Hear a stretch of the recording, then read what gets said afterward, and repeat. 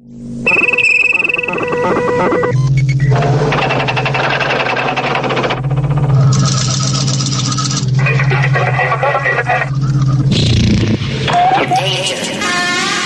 emergency destruct system is now activated. Welcome to the Lorehounds. We're your guides to xenomorphically induced terror. I'm your host, David, and this is our coverage of Alien Earth Season 1, Episode 1, Neverland.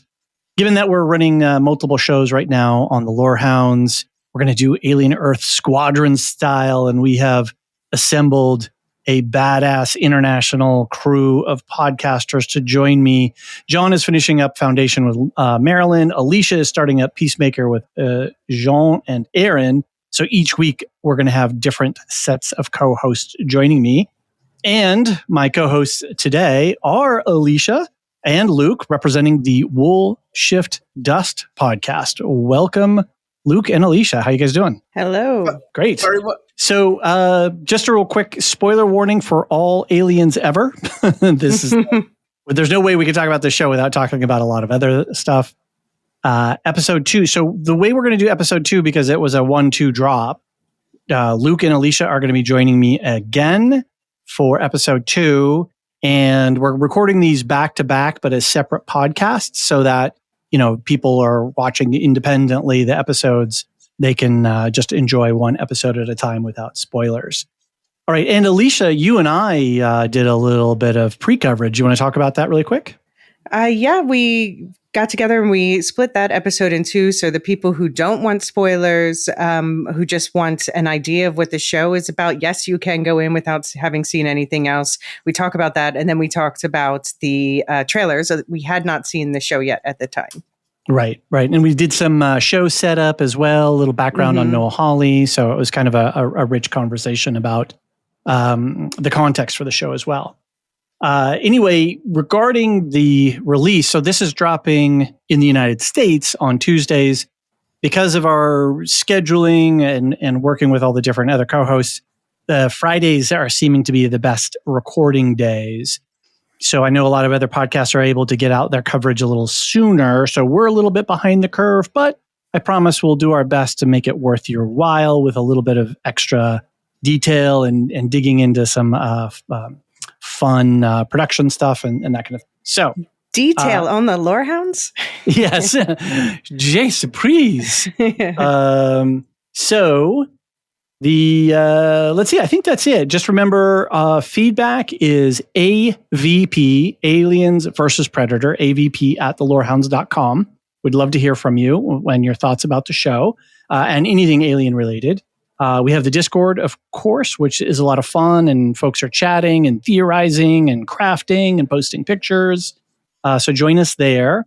There is a link in the show notes. As always, please, if you got something nice to say, rate and review. We always appreciate seeing those on Apple Podcasts. And if you like what we do as a community or just like the show, we would love to have you as subscribers. So either check us out on Patreon or Supercast. There are, again, links in all the show notes. So with all of that stuff out of the way, let's get right into our hot takes for the episode. Luke, you know what, Luke? I don't even know what's your position towards Alien and the movies. Like you were the first of all of our affiliate friends and podcast neighbors and stuff. You were the first one to email me saying, "Yo, I'm in on the Alien thing. What's going on?" So Alien is the very rare sci-fi property that I actually watched first time round in the proper order. Starting with Alien, working through Aliens, Alien 3, Requiem, because usually I'm terrible for watching stuff out of order. But I remember watching Alien, I'd be about 14, and I have never been more wigged out by a movie.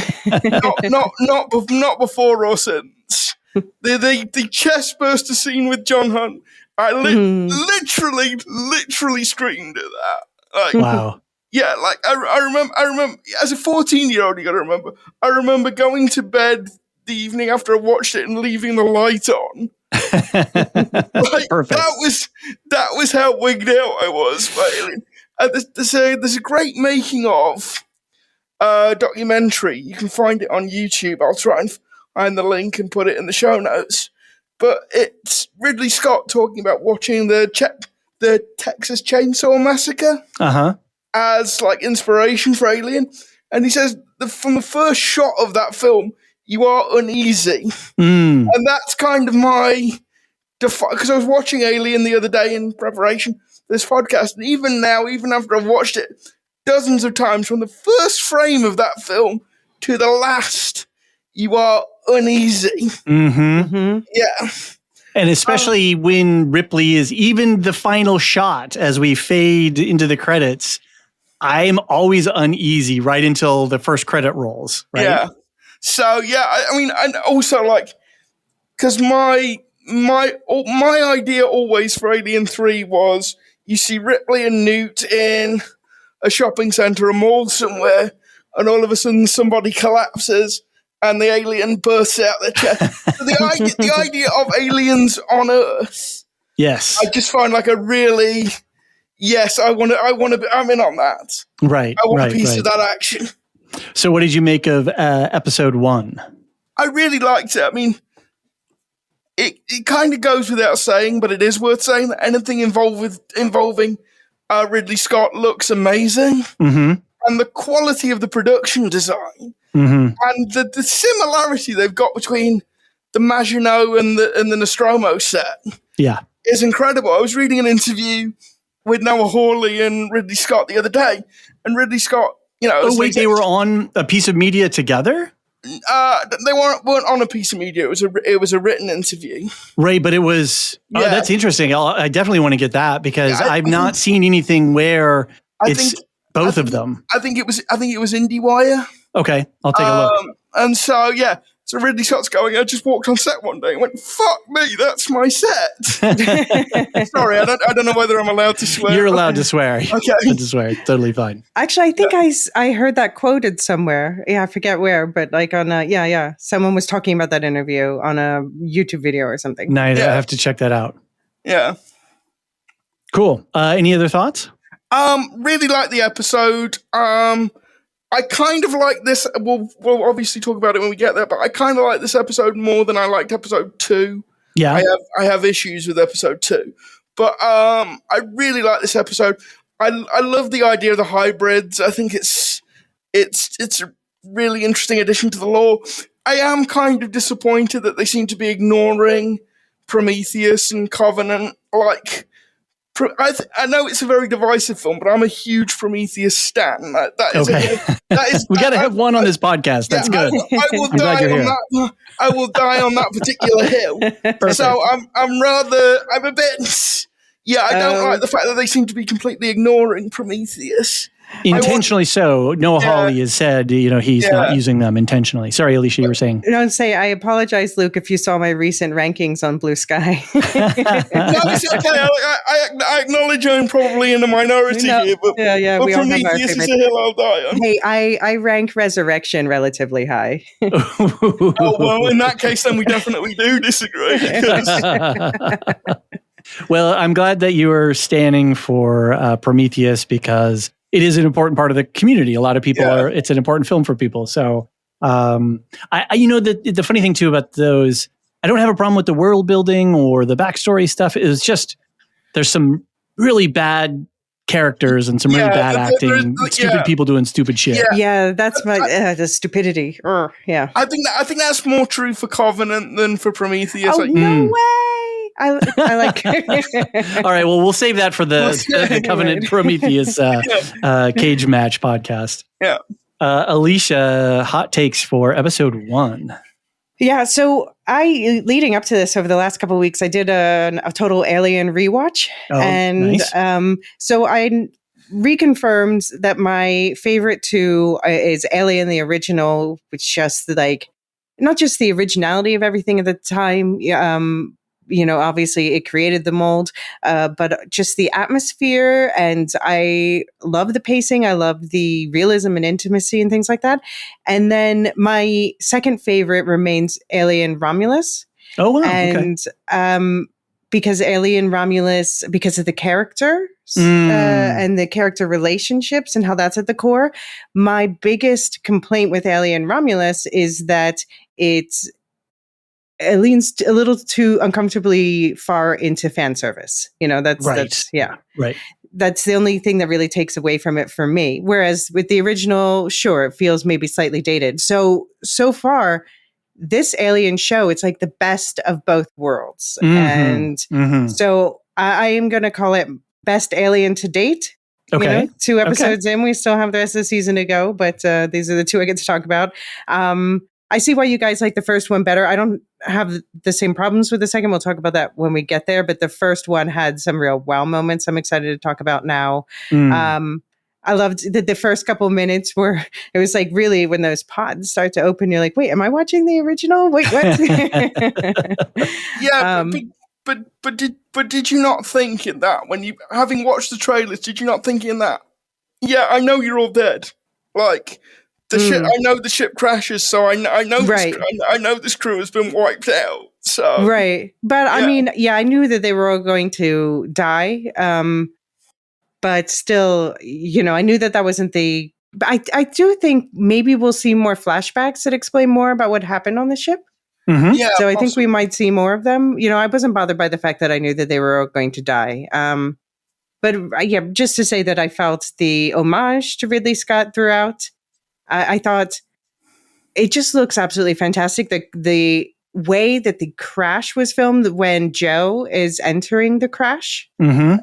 And just the camera movements and the way they show the absolute scale of like you have this hulking, smoking spaceship next to you and these tall buildings and the chaos of like the humans are like ants on the ground and you just feel all that. And it really is, it feels real. It feels captivating, but it's, it's devastating, but it's beautiful at the same time. So that's, Noah Hawley knows how to keep my eyes and my brain busy.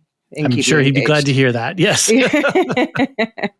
I think that it raises really interesting questions about what it means to be human. Of course, that's always been a part of Alien with the synth storylines. And so I'm really glad to see them expanding upon that. I'm glad to see them expanding upon the creatures. I'm glad. I don't know. It is interesting. You were asking about knowing that they're all going to die when it opened, Luke. We also know, we know there's these 5 corporations and we know which corporation we're going to be hearing about the most in the future. And that doesn't take away anything for me because I think it's going to be interesting to watch the journey. And also it feels like maybe we only heard about that corporation because they're the ones in charge of the Americas. And so we are always having that perspective. But now this opens up room to tell more stories from different parts of the world, different perspectives. Although it's interesting that the one set in Asia is still run by a white dude, but whatever. Sydney Chandler as Wendy is just wow. Obviously, we'll gush over her. And just in general, they got me invested in the characters as a large cast, but I still I either care about them or hate them very quickly in a single episode. So that's really a master level difficulty.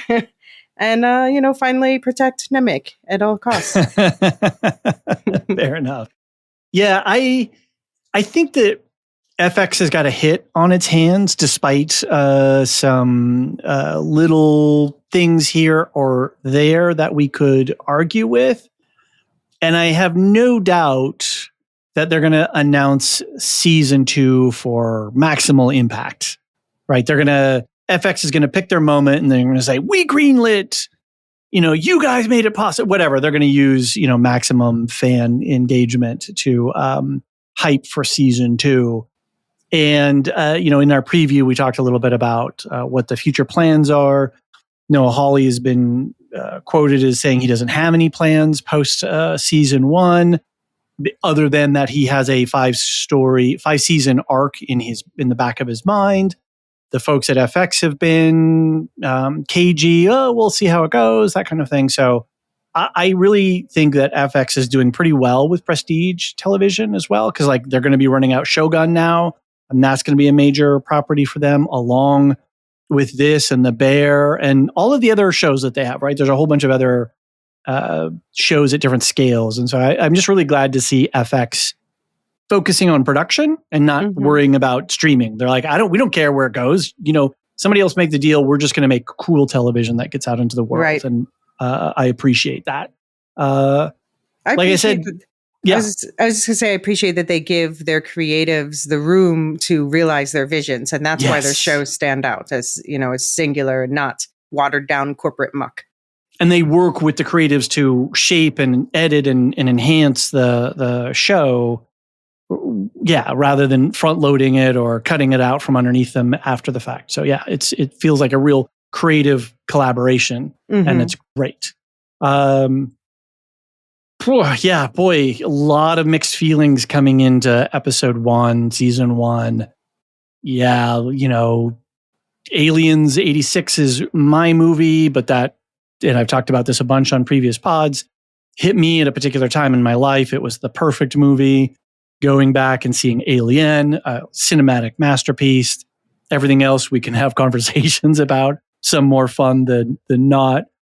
But there's a lot of emotion behind coming into this show, and it's high stakes, right? Noah Hawley, I think, had a lot of work to do, and the writers had a lot of work to do to match our expectations. But I think you've both pointed out that vibe of Alien and a little bit of here and there of Aliens is in this world. Visually, we're seeing it without retreading. But then he's got the difficult challenge of taking 2 hours, whatever screen length, whatever director cut you want of a movie. He's got 6 more hours of story that he has to film. Right. That's different. That's a different pacing. It's a different structure. That he gets to film. He gets to. I like that. Yeah. By the way, I would also, as Luke said that he's a Prometheus defender, and I just came out for Covenant. I do think that there are elements of these in there, just in the corporation, Marble Palace aspects. Yeah, absolutely. And even though Noah Hawley has said he's not using those directly, I think right that there is story stuff in there that he's definitely he can't it's just part of the context. It's just part of it's in the ingredients of the alien world that you can't get away from. So yeah, I mean, I think the level of difficulty is super high stakes, high reward, and I think he met the moment. We can quibble on some things, but I think overall he's met the moment. The editing, yeah, like he's matching Ridley Scott's Alien 1979 Alien, the cross dissolves and stuff like that. But then he's doing stuff on his own, which was I was thinking of you, Elysia, with Legion, these weird transpositions and overlays and almost quasi psychedelic, mixing of reflections and stuff. It's really, and little flashes and little cut-ins, little flashbacks, little flash forwards. So we don't always know where we are in time, especially during the opening. So yeah, just on the macro scale, I think he's doing everything right. And I'm excited to see where the rest of the season goes. This was, whoever they decided to give the keys to this kingdom to next following Romulus, whoever took that mantle up, whoever took that burden could have horribly, horribly failed. And this is not a failure. Visually, acting, character-wise, there's just so much good in here that I just can't wait to see the show really get up and running. Luke, you got some thoughts? I'll agree with you, David, after I've seen all eight. And also, like, one thing I would say is, I almost felt like the Maginot was almost too similar to the Nostromo, because the Nostromo looks that way because it's basically a big truck in space. Right. Whereas we're led to believe that the Maginot is like a top of the line research vessel. But I don't think I think it is still like, I think researchers today do not get top of the line trucks. They're making do, especially with recent cuts. So I don't think that this is their fanciest spaceship. I think this is that it's a copy of the other one. Yeah. We can have a whole separate podcast nerding out on all the details between the Romulus space station and the Nostromo and the Slovako and all that stuff. I think that would be fun. That would be a fun podcast. I'm not invested in the ships. Like, I'm the same in Star Wars. You guys can educate me on that one. But the tech but I'll just matches. say that to me, it makes sense that this would be like they just bought, a ship from Boeing or Airbus, and it's a copy paste situation for the most part. Fair enough. Okay. All right. Well, we're gonna if there's nothing else, we will take a quick break, and then we're gonna do a scene by scene breakdown. We've got a lot to cover this episode because we got a lot of the world building and actor and character setups and stuff like that. I think episode 2 is probably going to go a little quicker because it's a little bit more action oriented. Right. And there's still a lot of interesting stuff to take on there. But we are so far starting out scene by scene. I've even got a couple of audio clips. So we will be right back after this quick break. Hey everyone, David here. Wanted to tell you about a company that makes some really beautiful Middle-earth inspired products. Actually, I wish I had discovered OSHA slings when my daughter was little and I was using a lot of different baby slings and carriers. They sent me one of their Ancients of Gondor Ithilden baby carriers. Honestly, the design of this carrier is cool as hell. The quality is impeccable. It's a really smart design and super easy to use. I wish I had this when I needed it. I would have loved to show off my dad nerd cred at the time. But they also sent me a really nice blanket, the Misty Mountains Throw. And now that same daughter, she monopolizes it whenever she's on the couch. It's beautiful, just the right weight. It's brushed cotton, so it's breathable and keeps us really cozy. We've been having a lot of cold weather lately, so we're always fighting over who gets to use it. A little about OSHA. They're a family-owned Scottish company. They've been handcrafting products since about 2010. Everything's ethically sourced and made in their solar-powered workshop. Check out their website. They've got a bunch of information about their sustainability practices. That's something that's really important to me. And they have this huge line of official Lord of the Rings products. They're making baby carriers, throws, scarves, mugs, tea towels, and the designs are stunning. Like, go check out the website right now. There's a link in the show notes. New customers get 10% off with the code Lorehounds. Go to OSCHAslings.com. And we're back. So a couple of things to set up for our scene-by-scene breakdown is that obviously throughout the episodes so far, 1 and 2, Noah Hawley is using a lot of unique editing techniques to set mood and to tell story. These soft dissolves, these mini montages, clips that are out of time. And sometimes that can be challenging for us podcasters to recap. So occasionally I'm going to put some scenes together so that they're slightly out of order. Or we may not have something in the official description, but we'll have it in our discussion topic. Because visually there's just so much going on. It's hard to encapsulate at times. So that said, this is episode 1, Neverland, written by Noah Hawley, directed by Noah Hawley, and it's got about an hour and 4-minute runtime. We open with the on-screen text setting up the 3 different kinds of technologies that create the dramatic stakes between the 5 major companies. There are cyborgs, synths, and now hybrids. And then we move to a montage of the alien typography phasing in, just like in the 79 movie. And we see scenes of the USCSS Maginot near a ringed planetary body, LV426, question mark. We get some flashbacks. It's the planet from the original movie. That's right.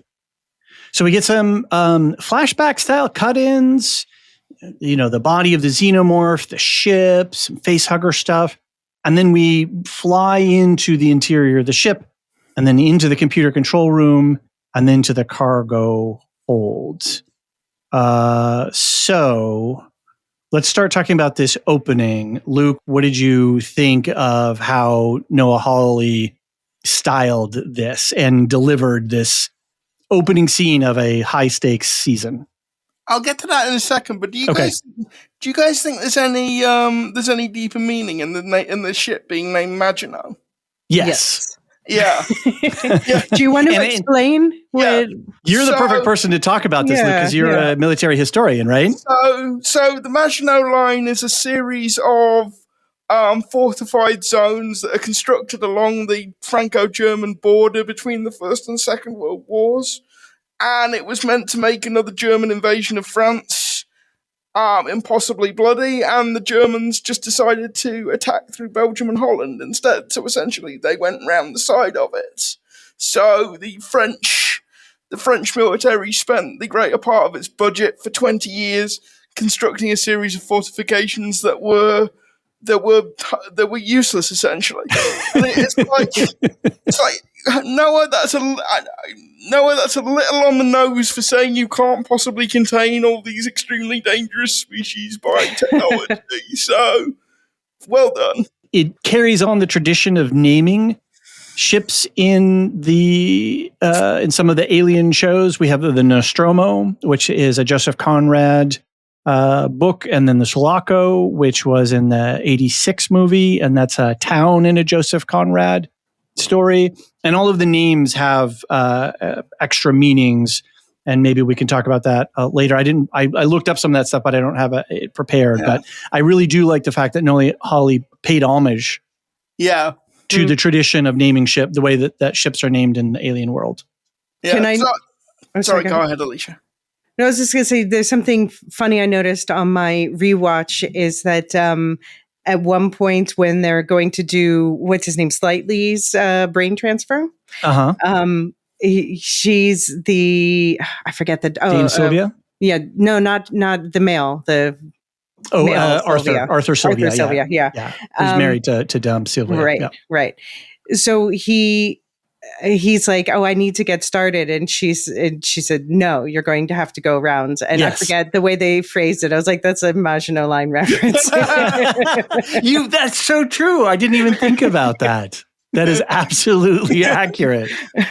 That's awesome. Good pick. Yeah, I'd noticed that. Well, that's really cool. Cool. So did you feel Alien, Luke, when we open up? Yeah, episode? And I mean, yeah, obviously you've got the crew coming out of cryo. Yep. Which is basically beat for. I mean, I'm really glad actually I watched Alien like the day before the episode dropped, because you really do get a sense of how just beat for beat, right? That scene is, but in a way it doesn't bother me that it's almost a straight lift from that scene, because it's reacclimatizing you to the world. It's training us visually. Yeah. Exactly. And even though you don't spend a lot of time with the crew, you do get a sense of who everybody is and how this ship works. Right. And also I think Noah Hawley, like, in a really efficient way, tells us what this ship is, where it's gone, what its purpose is. I think the character's called Tang. Yes, we'll get there. We'll get there in a later scene. So hang on to that one. Yeah. All right. So Elysia, we get the setup for the story. It's the year 2120.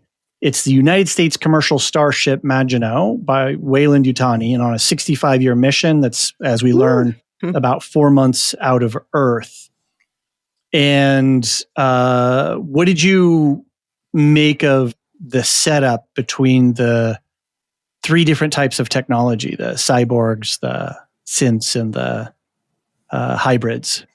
Yeah, I mean, I'm excited to learn more about them, particularly. So we have this Moro character who we're told is a hybrid, but cyborg. Cyborg.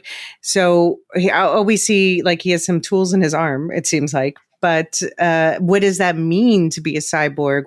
This raises so many questions. And also we see that obviously Prodigy is where they are in the midst of inventing this new hybrid model.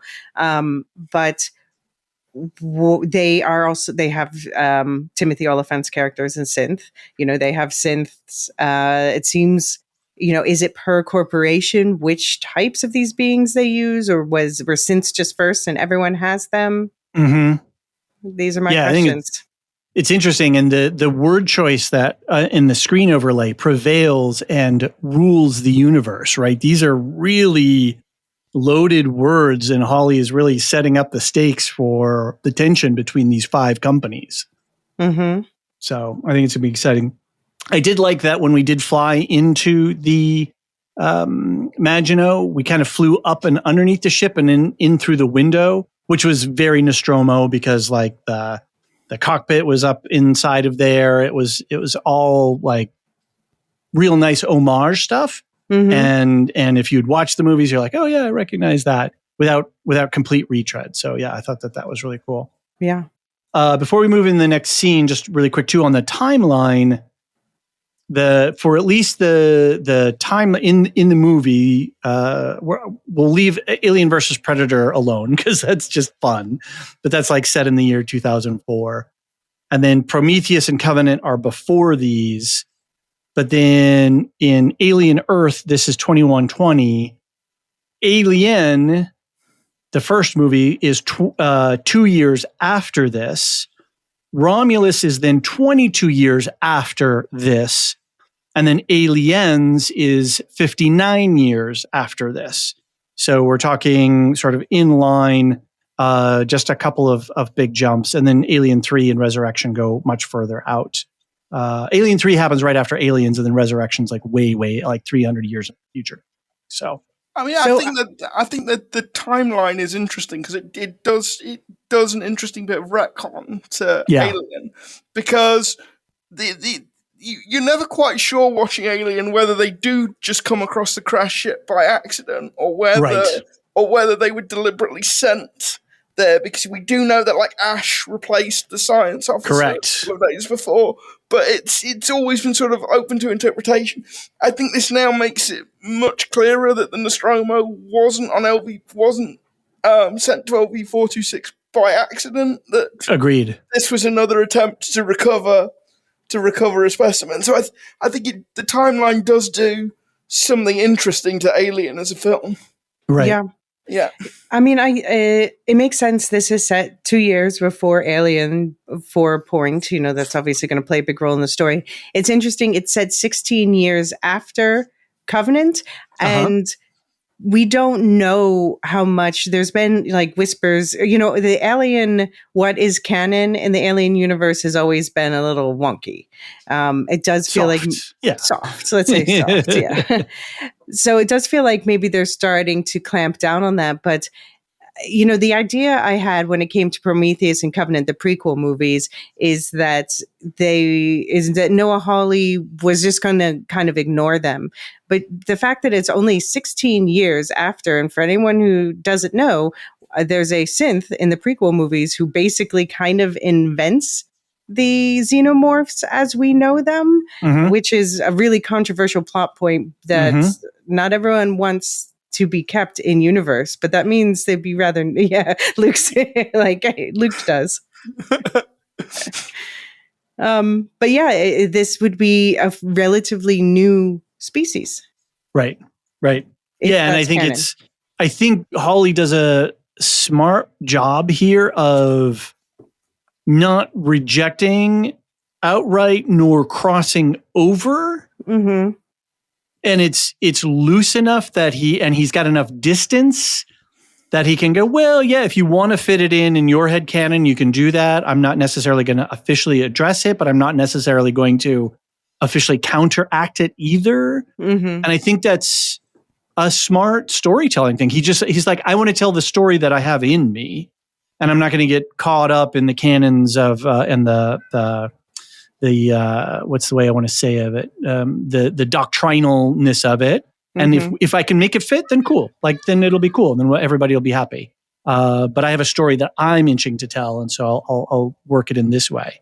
And I think that's just respectful, right? Unlike Tony Gilroy and Andor, who was like actively dissing the Star Wars world. Yeah. But you can tell Noah Hawley is really a fan, you know, and that's one thing I like. I like that with Legion too. You know, he's like, he's like, hell yeah, I'll do an X-Men story, and I'm going to go in deep and get all this X-Men lore, and, you know, 100%. Yeah.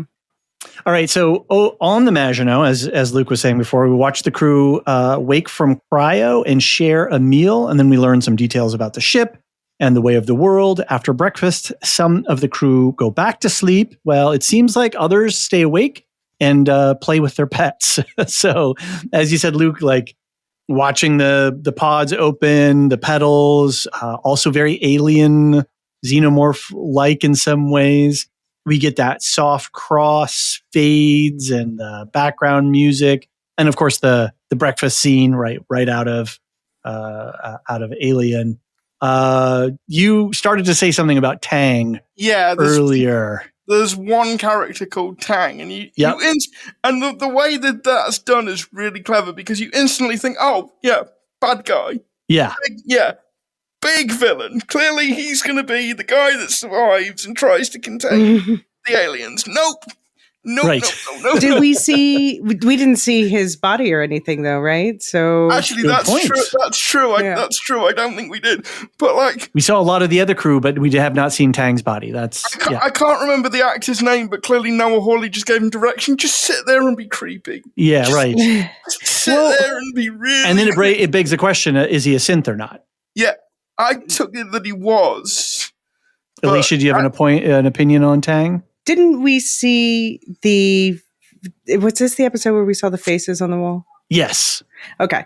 So the actor, Andy Yu, who plays Tang, I actually put it in the Discord, I guess, for this episode, a side-by-side comparison of his face and a synth face that we see hanging on the wall. And I do think that it's the same. Because we see that at some point with Boy K, there are 3 synths hanging on the wall behind him. And then the next shot is the 3 wise monkeys, and with the 3 synths. But yeah, one of the faces, you're like, wait, is that Tang? Yeah. That's totally there. When totally you look at it side by side, I'm like, the nose, the mouth. I think it's the same. Yeah. So creepy Tang, is he a synth or not? But we do get a flashback later on in those weird little blips that Hawley edits in of Tang screaming in pain and looking up. The camera's above him and he's looking up and he's screaming. So what is that about? Is that, past, out of time? And then because we've got pictures of Tang hovering over one of the crew members in their cryopod. Is that past or future? He's really disorienting us. And I would imagine that kind of cryo too would be disorienting in a way that you wake up for these blips, you eat, you socialize, and then you go back to sleep and you've moved and time has moved on. After a while, a couple, 2-3 cycles of that would be a really, where are you? What I could see myself being unmoored a little bit after a while. Yeah, you would be. And it's because I was unclear on this. Why if they're just going straight back into cryo, were they woken up because somebody needed to go and look at the specimens? And I think they were switching shifts. Oh, okay. Right? Yeah, I think that's kind of, I think because on this, when we see them going back to sleep, some of the pods are empty. If you freeze frame, you can see a couple empty pods. And obviously the doctor stays up later than everybody else to play with her pets. And when they are sitting there and they're talking about Tang staring at people, we see him staring at. There is a bank of pods that does still have people in it that are not. Right. Okay. Yeah. I missed that. Okay. And then I think we definitely see that Alien 1979 with the Yaphet Kotto character and the Harry Dean Stanton characters, and of course I'm blanking their character names right now because my head's full of other technical details. Parker and Brent.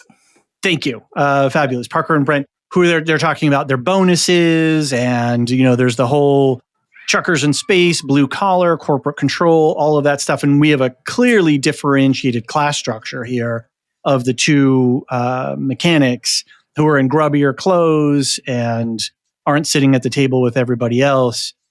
And there is a little confrontation with Morrow. And Morrow is saying, do I need to post extra security? So already we're uneasy, how did these specimens get loose? Which ones got loose?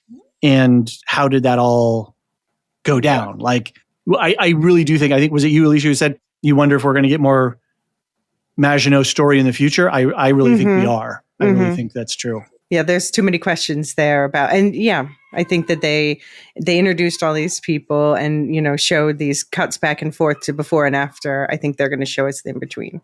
One of the things that we get to is the setup of the world of the 5 companies. And I loved that little storytelling, that visual flourish that Hawley did where he shows us the boardroom with 4, and then I forget who it is narrating when we're talking about the companies, and then they say, "Oh, but don't forget about the 5th," and then they recut the scene, and then there's 5 people around the board with Boy K with his dirty feet up on the table. Yeah. Oh gosh.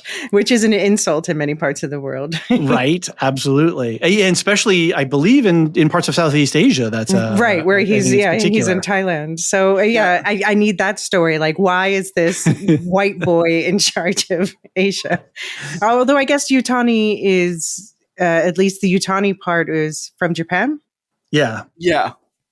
But I think it's perfect storytelling, right? Like instantly with one shot, we learn who Boy Cavalier is. Not the name, and then we get a visual identification. So it works. I like to call him Boy. And then asshole. We get this big. Sorry, I like to call him Boy Asshole or Boy Jackass. Boy Asshole, Boy A. So then we get all this, exposition dump. 5 companies. They lost men getting the specimens. We clearly see that cyborgs are not liked by maybe other human beings because Morrow gets oh shit, he's a cyborg, just sort of dirty little comments directed at people. But then I liked, I wish I had the engineer's name. I forgot to write that one down. I liked how he was sort of like make Earth healthy again. He's like, you guys are putting stuff in our food supply and stuff. And I was like, okay, this is perfect. Somebody I follow on Blue Sky put Michael Smiley, who is the guy that plays the engineer, is the British actor you get now that Ralph Ineson is busy playing Galactus. Oh, okay. it's that same kind of deep, gravelly. Right. Yeah, he fills that niche for that. Yeah, I got it. Elysia, do you want to give us a little bit of background on Weyland-Yutani and Prodigy? Did you say on the Discord that you were a Prodigy user back in the day? Yeah. I mean, I don't know if people remember this from because we were early adopters with computers because my mom was just really into that stuff. And before AOL, Prodigy, I feel like, in my little world, at least, Prodigy was the thing that anyone who had computers at that time used. And so I just think it's funny that it was a really bright leading startup at the time that no longer exists. And that gave me a chuckle about this one. Their icon, their corporate symbol is this little teddy bear thing. This is really funny. I think it's a star. It's like a hand-drawn star. Oh, in the you mean the computer company in real world was a star. Yeah, you're right. Yeah. But yeah, so Weyland-Yutani is obviously the most iconic one that we know from we're going to call it like the Ripley cycle or whatever. I like that. I like the Ripley cycle. It's like the Skywalker saga, right? It's the Ripley cycle. Perfect. And we've been talking about those prequels, Prometheus and Covenant. They dive more into the Weyland side of it particularly. So apparently there was going to be a little bit more Yutani, but then I forget, whatever. I think they were going to have Michelle Yeoh or something like that. Anyway, so they are the main corporation that we've heard of, but I'm wondering now, do these other corporations no longer exist? Does Weyland-Yutani take over the whole Earth? Or is it just because we've been hearing stories from primarily the American perspective? Right. And from within the Weyland-Yutani corporate verse, right? Because Ripley was a Weyland-Yutani employee. Right, the Nostromo was Weyland-Yutani. Right. So so we never really get outside that bubble. So that's a really good point of view. Yeah. Right. So is it because they own everything after this, or after the events of the story, or is it because we've just been seeing a limited perspective? I hope it's the latter, to be honest. Right.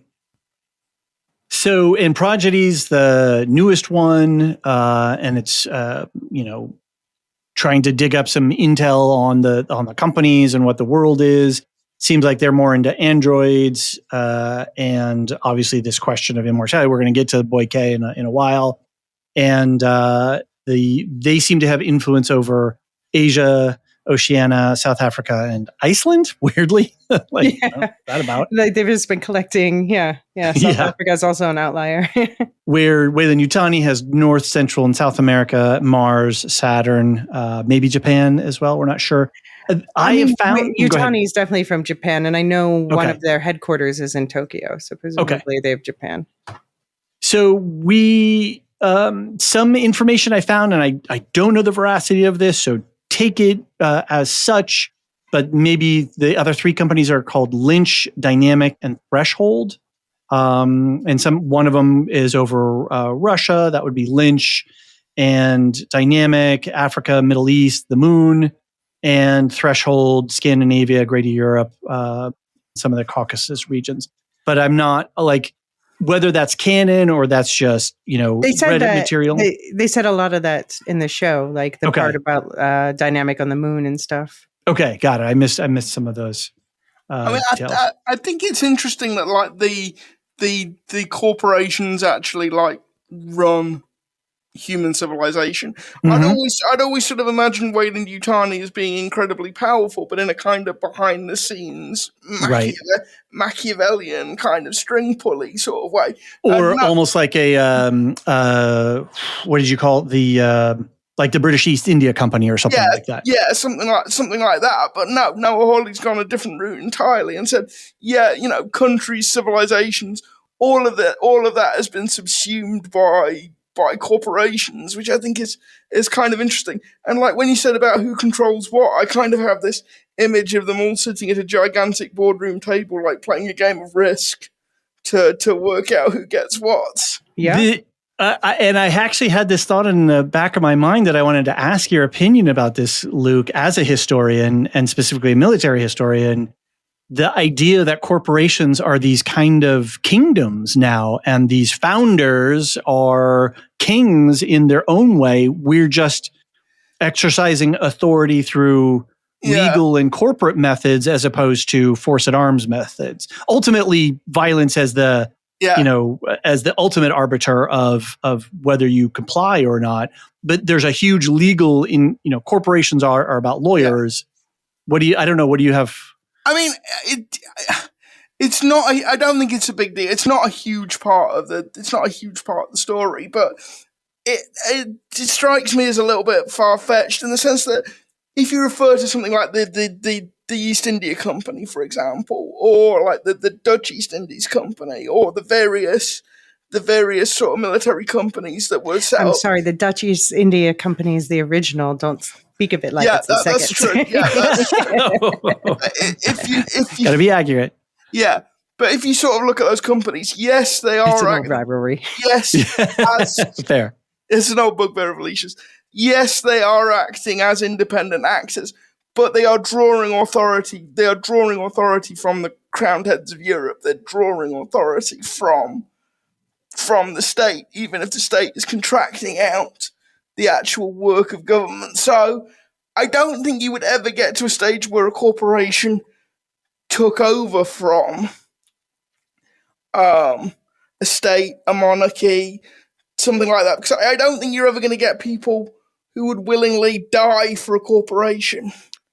But isn't that what Hawley is showing us on this, where the security forces are prodigy forces, that Morrow is willing to die for his corporate masters? And I guess that's what I'm saying. That I don't think it's not something that struck me as a big deal. It's not something that took away from my enjoyment of the show. But I think I find that a little bit far fetched because if you look at the history of armed commercial companies, they're always very keen to stress and amplify that relationship with other kinds of authority, be that the state, be that the monarchy, be that the church, be that whatever. Some sort of legitimizing, an additional legitimizing factor. There is some kind of other outside factor that is legitimating what they do. Interesting. Two thoughts about that. One is that I'm not sure I completely agree, because I think that if corporations could take power outright, if they no longer needed that legitimizing factor because they were just deemed legitimate, I think that a lot would. And that's what we're seeing has happened in this world. We'll talk about the money thing. I made a joke about this being a potential utopia, but I think it's very much a dystopia. But also, this has an interesting overlap with Murderbot, which is also a situation that explains quite plausibly how the economics and the government, the economic system and the government gets so tied up that there is the corporation rim is this main power in the galaxy. And then there are these little outliers who have different forms of government living outside the corporation rim and how they interact with each other. So there's a lot of these two speaking to each other. I know, David, you watched the show too. Yeah, and I really enjoyed that aspect, and it was an interesting take. And I think this is something, though, that Hawley is doing in this world is he's saying, and I'm not disagreeing with you, Luke, from the historical thing, but I'm questioning what is Hawley saying about what is the next evolution of power and authority among human beings as practiced? Is there an evolution? He's positing that there's an evolution of the forms, and that's and the past is not necessarily prologue, right? Just because that's how it's happened before doesn't mean that that's how it's going to happen again. And like I say, I don't think it's interesting, but I don't think it's a big part of the show. So it wasn't something I spent. No, it's contextual in the background. It's very cool though. It's very cool. All right, so our next scene, Terror on the Maginot.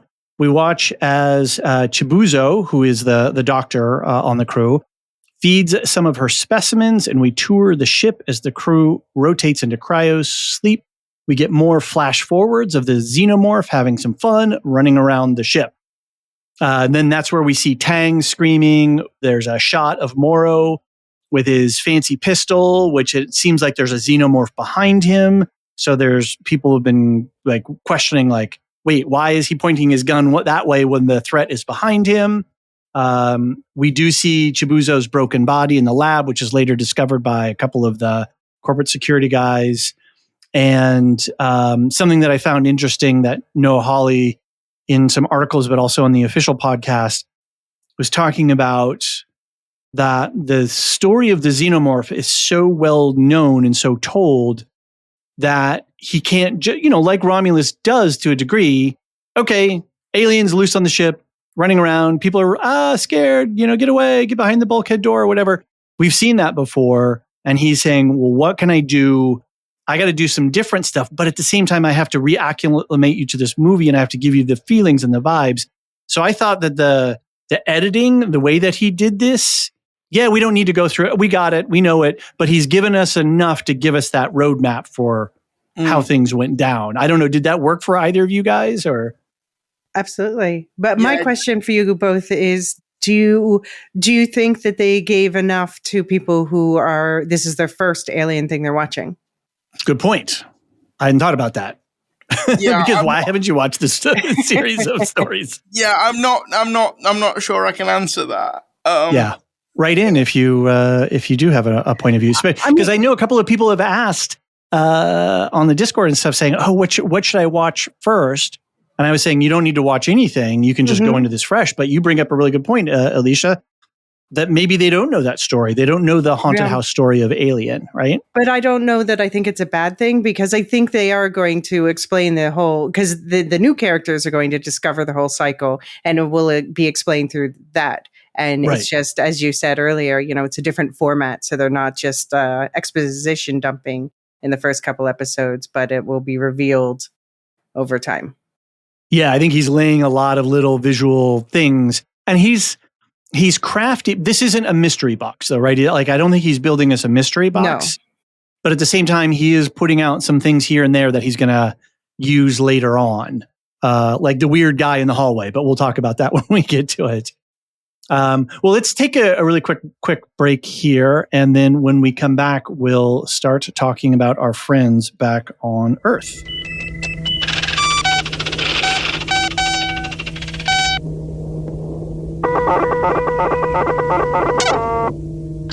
And we're back. Okay, so we do a nice fade out of the engines of the Maginot, and then we transition into the moon and Earth. And we come down to Prodigy's Neverland Research Island, where we meet Marcy Hermit and Kirsch bonding over a scorpion. We meet Dame Sylvia, sorry, I pronounced that weirdly, Dame Sylvia, as Kirsch instructs Marcy in the ways of empathy. Sylvia and Marcy walk to the lab, where we meet Dr. Arthur, Dame Sylvia's husband, and Boy Cavalier, Marcy's human consciousness is transferred to Wendy's synthetic body. Elysia, what did you make of this whole introduction of Marcy and the synthetics and some of our main characters here? Yeah, I mean, it definitely was very interested in the whole time. I find especially a conversation that happens in the second episode, but has me very, I don't know, thinking a lot about Boy Cavalier, although I've made it clear I do not like him. But he gets me, his character and the way his character is portrayed and drawn gets me thinking a lot, which, you know, when I went back and rewatched, came back to this episode too. I went down a rabbit hole that I shared on the Discord. Shall I share it now? J'ai surprise. Yes, you should. And I think it's one of the most Lorehoundy things that you could have done. So bravo. Well, so they said that he is the youngest trillionaire yet. So I'm like, okay, trillionaires. All right, so let's dig into this. Now, first of all, just want to say that I don't think he's the wealthiest person in their world. He's just the youngest trillionaire. I would guess that like Weyland would be the wealthiest person in the world, perhaps something like that. Okay. But just to compare the wealthiest people in the world, to compare what that looks like with our time, the wealthiest person today is Elon Musk with an estimated net worth, of 420 billion. Okay. And then, so it's like, but 2120, that is 95 years into our future. So let's look 95 years into our past to make a comparison. So the wealthiest person in 1930 was J.D. Rockefeller, who was worth at the time 1.5 billion. But today that would be... I laugh at your 1.5 billion. Well, but especially so today with inflation, that would be 29 billion versus Elon Musk's 420. Wow. And yes, we'll all laugh at the number real quick, 420. But yeah, and so Elon Musk, if we took that backwards in inflation to $1930, you know, Rockefeller had 1.5 was the wealthiest person. Elon Musk has 21.7 billion. So it means that the wealthiest person today has a much larger slice of the pie versus 95 years ago, not to mention all the inflation in between.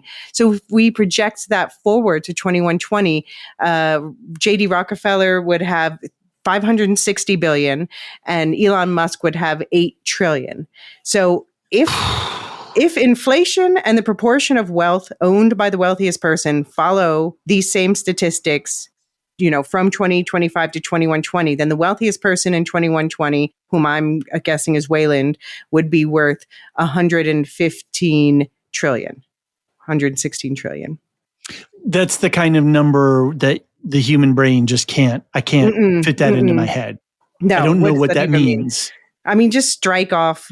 I mean, I think it's also like if you travel to Hungary or to Japan or something and they have this insane amount of zeros on their currency, you know, you just like start crossing out the last row. Or I don't know if you've seen those physical demonstrations where 1 grain of rice is $1,000 or something like that, and this is how big the pile is. I think that's the only way I could conceive of what 8 trillion would be. Right, let alone 116 trillion. Yeah. So I made the joke that if they only have 8 trillion, then it's a utopia because then it's not, they're not getting a bigger slice of the pie. But this is definitely not a utopia. We saw that when we saw, you know, how his name's not Nemec. We saw how Hermit's living. Yeah, Joe Hermit. I'm curious, Luke, and to you, Elysia, as well, the Peter Pan of it all. I mean, obviously Noah Hawley is not shy about taking thoughts and ideas and themes that he has and just, you know, mixing them into the dough of his shows. Luke, I have not read Peter Pan for years and years. It's been the furthest thing from my mind. Are you up on any of the Peter Pan lore? No, sorry to disappoint you, David, but I'm as ignorant as you are when it comes to Peter Pan lore. I mean, I thought it was an interesting little conceit and absolutely the kind of thing the Boy Cavalier would do.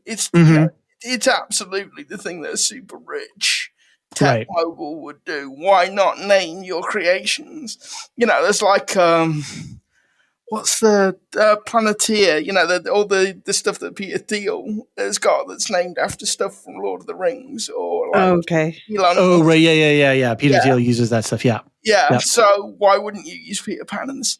Why wouldn't you use Peter Pan in the same way? Elysia, when they were talking about consciousness transfer, you know, from a human into some kind of synth, were you sitting there thinking, did they have to go to a theme park and possibly wear some kind of hat beforehand? I mean, I wish that they could. Well, in Westworld they couldn't get it right for adults either. But that's the thing. They even talk about a cognitive plateau. Adults' minds are too stiff. Yeah. Yes. Yeah. Later on. Yeah. That makes sense. Yeah. Plateau. I mean, yeah, children have more plastic minds. That's why they can learn languages more easily. Yeah. But about the Peter Pan thing, I just wanted to point out that it's also, as we saw with that excerpt that he reads to them about, you know, Wendy goes in and mother rearranges your ideas in your head. Oh, I've got that audio clip later. Okay. Queued up. Okay. Yeah. Well, I was just going to say that this is particularly pulling from the darker book version of the story, not the Disney cartoon version of the story. Right. And I think Noah Hawley talks about that in the official podcast, that just how weird the book is and how dark it is. And he's definitely playing with some of those themes. Obviously, children who never age, boy Cavalier as a Peter Pan, you know, this sort of selfish sociopathic, if I can use that word. I don't know if I'm using that word correctly, but, you know, and he's unable to let go. There's this one childhood wonder, and horror. Yeah, I do believe, yes, that Cavalier could be a sociopath. Okay. And then this idea of, you know, that he's this stunted identity in immortality, his refusal to grow up. And the point was brought up as well is Boy K has never been a child.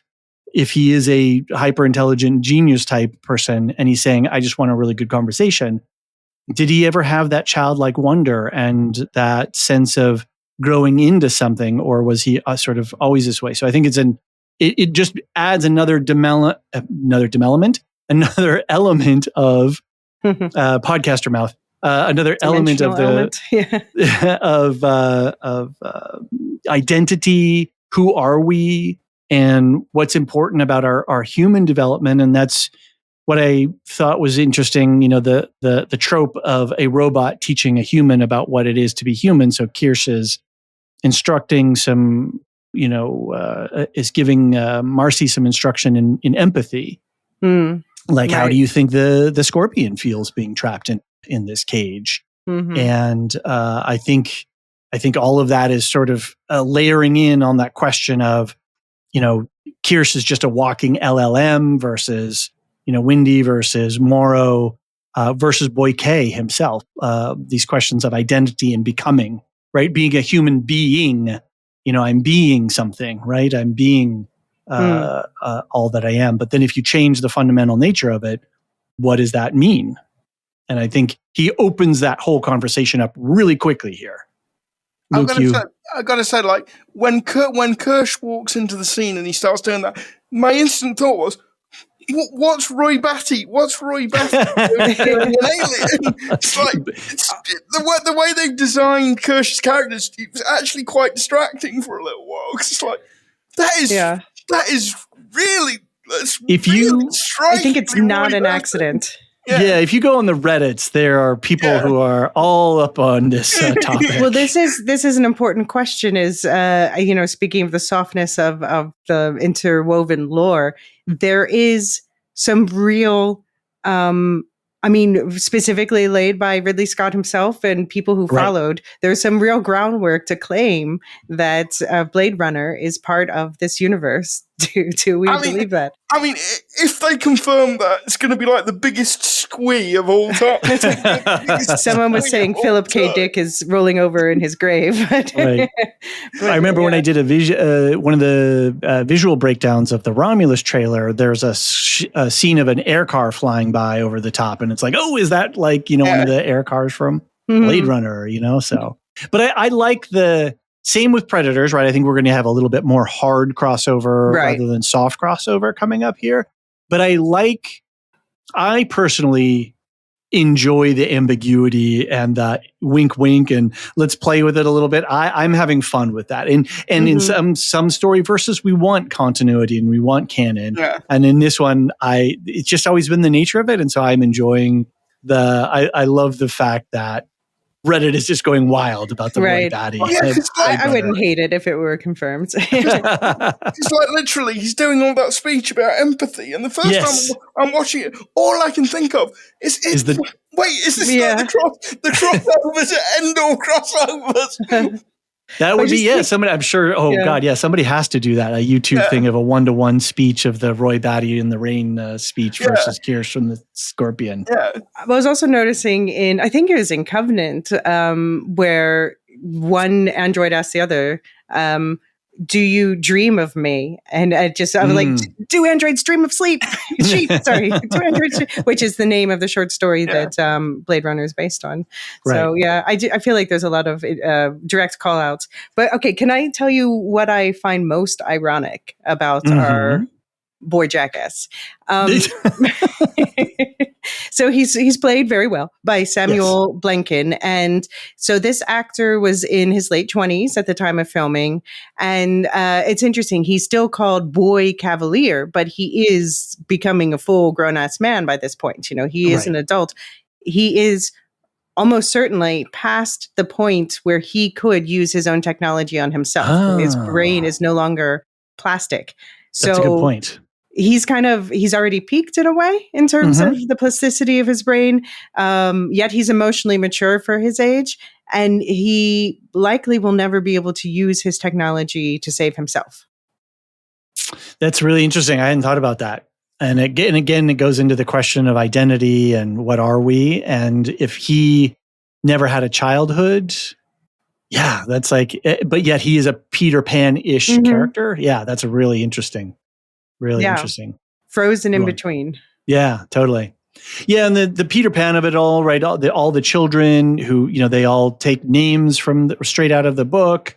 That's Noah Hawley's not shy about telling you what his themes are and then just rolling them straight into the storyline. And I think that's something he does really well, right? And you don't have to work hard as a viewer to appreciate what he's flashing in your face. I do sometimes get the sort of the Gareth Marenghi gif.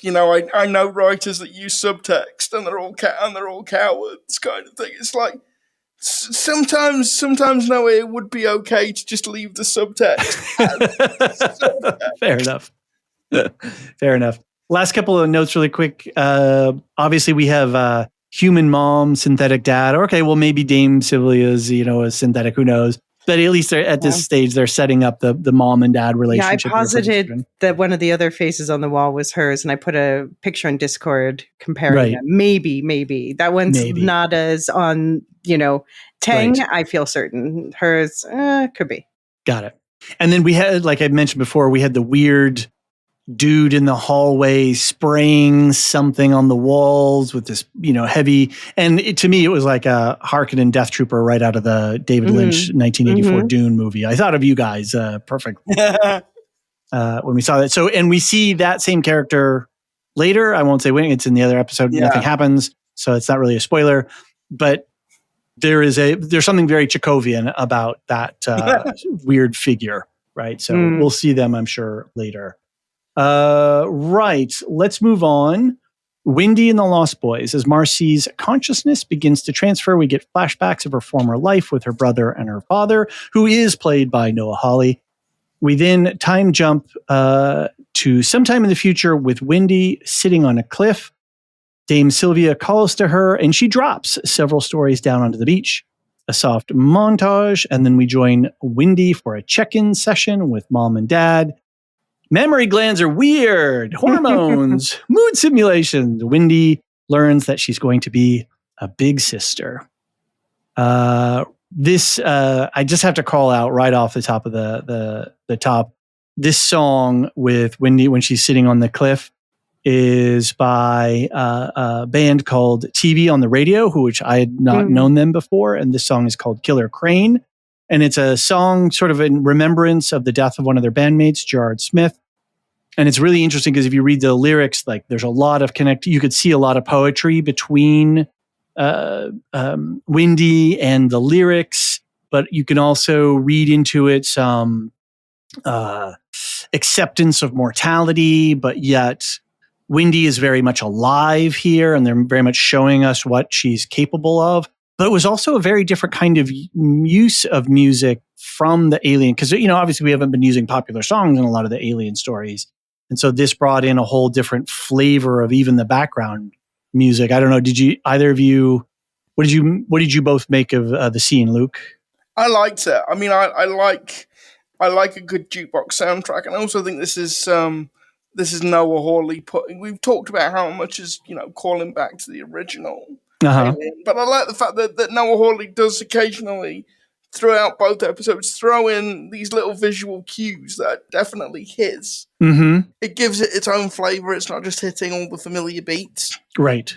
Yeah, I think if we were just eating the same pie over and over again, we'd be a little bit bored. Yeah. And yet he's able to very craftily weave in new elements and his personal, which is what we want, right? Hey, Noah Hawley's got a show. I'm watching it because Noah, the two words Noah Hawley. Elysia, what did you make of this scene with Windy on the cliff? I mean, it was, I just think this is the first time we saw her really as, we saw the actress as a child inside an adult synth body, and the mannerisms and the enthusiasm and the fearlessness, and it just all came through so well. It was interesting to hear on the official podcast how they worked with a child psychologist to get all that I can't wait to talk about the Lost Boys in general when we get there. Yeah, for sure. But yeah, it was because they talked to Sydney Chandler. Mm-hmm. And she has a lot of great insights as to Windy's character. So in those flashbacks that we get, that is Noah Hawley, and that is his real son, who is playing the baby in the flashbacks. And I think Yes Sedai on the Discord shouted that as well. So I want to definitely give them a shout out for catching that as well. And yeah, I think as you both said, that we sort of get to see Windy's capability, like in this one scene of her dropping 5 stories down a cliff or something like that, and then taking off running down the beach. Yeah. She's trained. Like, I'll race you. Yeah. You're like, okay, bye. He's training us, right, to say, hey, this is what this body is capable of. And so he's really efficient with that kind of storytelling. Also, come on, if you had a synthetic body, that would be the kind of thing you would be doing. 100%. I'd be doing so many back handsprings. I miss doing back handsprings. You'd be staying up all night watching, and you'd be stomping into the computers and downloading all the movies and books that... I would go full Murderbot. Yes, absolutely. Did either of you watch the television show, the 2-season show Altered Carbon? I watched the first season and gave up on the first episode of season 2. I made it surprisingly longer through season 2, maybe about 2/3, because I really wanted Anthony Mackie to do something good in this. And boy, season 2 was a right stinker. Season 1 was great though. Yeah, it was fun. I didn't watch it, but my dad did watch it, and he had very much the same reaction you two did, of really enjoying the first season and thinking the second season sucked. So the premise of that story is that your consciousness can be downloaded into all kinds of forms and bodies, and so you can be immortal, and how all that technology works. So it was really interesting. If you have the money, yeah. Yes, if you have the money, and prisons, the way that the criminal justice system, quote unquote, worked in the future.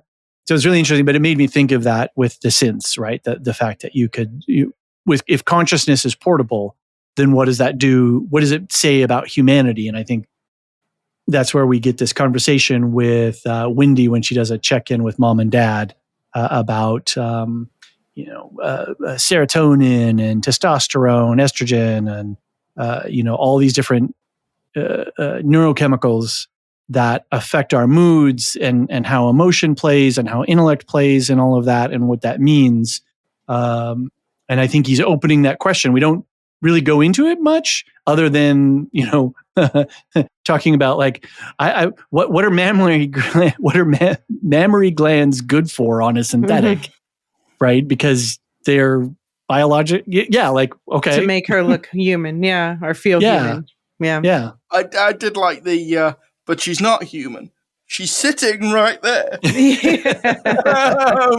Yeah, mom and dad talking about you while you're, exactly. So, all right, well, let's start talking about the Lost Boys. We get a sort of a dreamlike sequence where Wendy meets her new siblings, and we watch as each one is transferred in turn into their synthetic bodies. We learn that the young minds are flexible enough to be transferred, where the older minds are too brittle. Boy Cavalier reads a passage from Peter Pan, which serves as an instruction of kinds. I'll play that clip here in a little bit when we get to that section, when we start talking about that topic.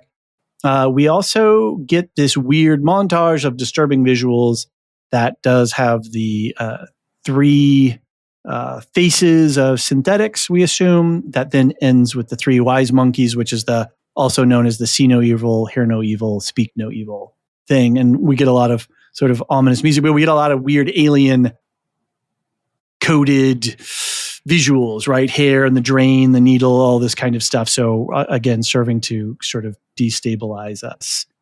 Do you want to talk a little bit about the Lost Boys themselves, Elysia?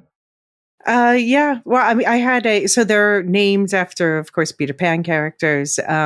I think that we're going to, I have a Lost Boys Death Watch list here. Bring it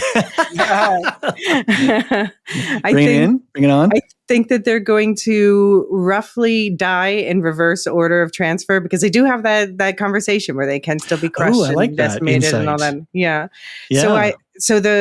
I think that, Wendy is going to hopefully survive through the season into what we posit maybe a second season.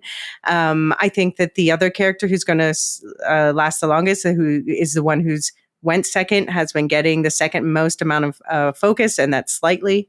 Who is described in the Peter Pan book as being kind of the most conceited and cocky of the boys. And we see, like, he's fun. I like him a lot, but he is also, well, we'll talk about that more in the second episode, I think, where he's a little by the hand sometimes. I wonder if that's going to cause friction. Interesting. We have Sweet Smee, who seems just absolutely lovely. He was third, so I think we're going to get some emotional death maybe next season where we lose the heart of the team, perhaps. Okay. We've got Nibs, the redhead, she seems the most afraid of death when they have the conversation. I'm going to say she is very Lambert coded to me. She is very Veronica Cartwright. Right. Yeah. From the original 79 movie. Yeah. Visually and characteristically. That's a good call. Yeah, she looks a little bit like Lambert, but also just I'm really not equipped. I'm really not equipped to be here. Yeah, I think she's going to. She's going to have some horrible death. I'm going to hate it.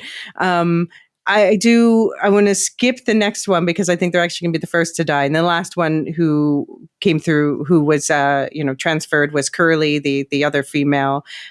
She was the one who was in the wheelchair before. And then she seems like she has a good attitude. I feel like she just hasn't been getting as much of the focus. She was last. But I think poor Toodles, barely seen on screen, listed as recurring in the credits. I think Toodles is a goner, maybe even next week. Okay. All right. Check back in. We'll have to keep your definitely keep that running in the Discord. Okay. And we'll every episode we can check in on Alicia's Lost Boys Death Watch. I love it. Very cool. It's fun.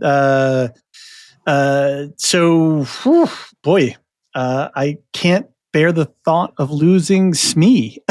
I know. I think Smee's it's gonna be a painful death. Maybe in season, not this season, probably. Maybe Smee's survives at the end, and we're like, oh, thank God, Smee. I really don't want Smee to be killed off by anything that sounds like a ticking clock. Maybe that's foreshadowing, actually. Which is, for anyone who doesn't know. Smee, yeah, because there's the crocodile swallows a clock, and and Peter Pan. Yeah. Yeah. And I think you alluded this earlier, Elysia, but on the official podcast in episode 1, Sydney Chandler talks about working with a child psychologist and the group of actors, remembering how to act as children and how to do things. And there was this one great moment where they were doing some activity and one of the actors just stood up, walked away, and then went and sat down somewhere else.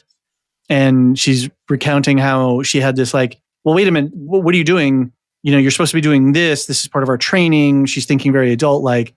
But then it was no. That's exactly what a 8-year-old or a 5-year-old might do in the middle of an activity that they no longer want to do, is just be impulsive and walk away from something.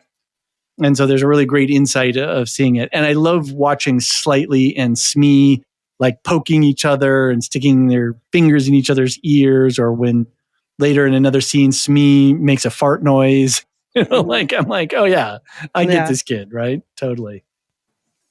And again, great visual storytelling by Noah Hawley, the way that the floating camera is circling around, and each time the scene comes around, we get another transfer scene. So it's efficient storytelling, but it's still emotional and meaningful in a lot of ways. It's really, I just think it's a really smart. He's really built a smart visual language for this show, and it's pretty fun. So let's talk a little bit about the clip of Boy Cavalier here. Let me play it. It's a little long, but I think it's worthwhile. Mrs. Darling first heard of Peter when she was tidying up her children's minds.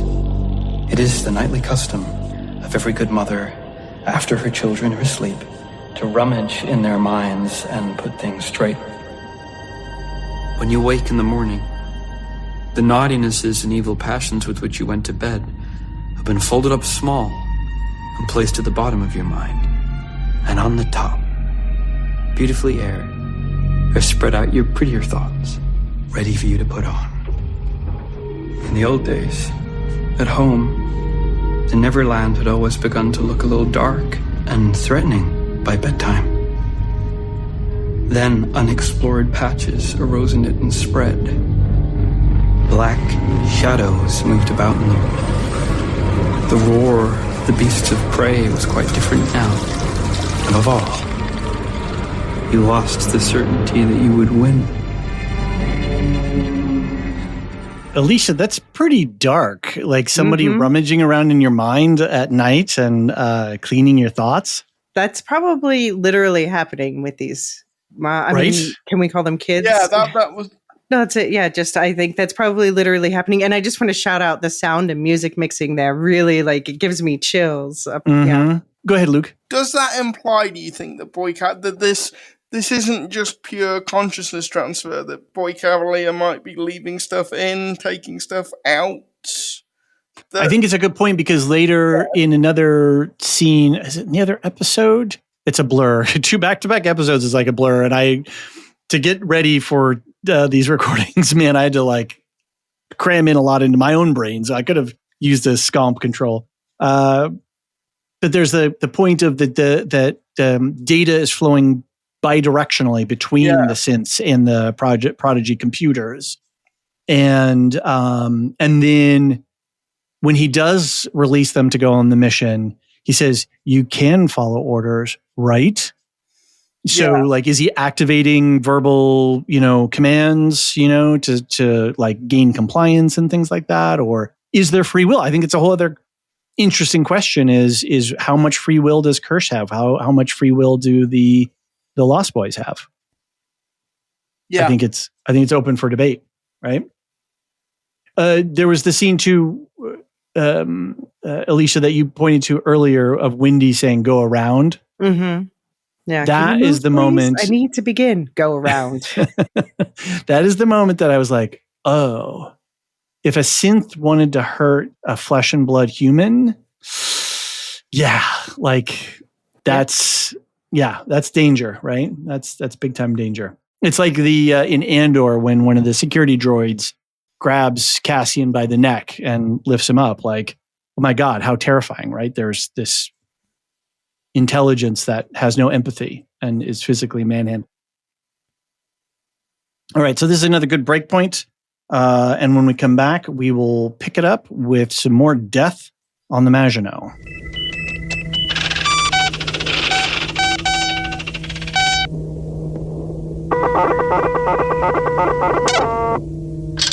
And we're back. We return to the Maginot on final approach to Earth, and shit ain't right. We take a trip through the hallways and further, which further show disturbing scenes of the specimens on the loose. We join Moreau, Dr. Moreau, anyone? I think that's a Reddit theory that's going around. Locked into the computer control room, signaling about the status of the ship. He goes to use his go-go gadget arm to barricade the door. As Zeverai is taken by the xenomorph, Moreau then hides in a special compartment as the xenomorph breaks through, but then the ship crashes past, I'm guessing its orbital docking station, like maybe it's supposed to catch in that ring, and then continues on its way to the Earth.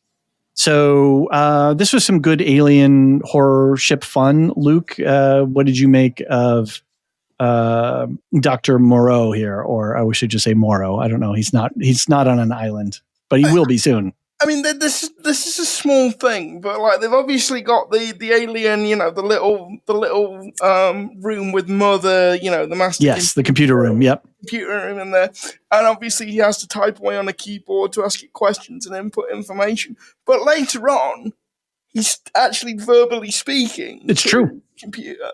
Yes. So I'm not like, why do you have to sit there and type it in?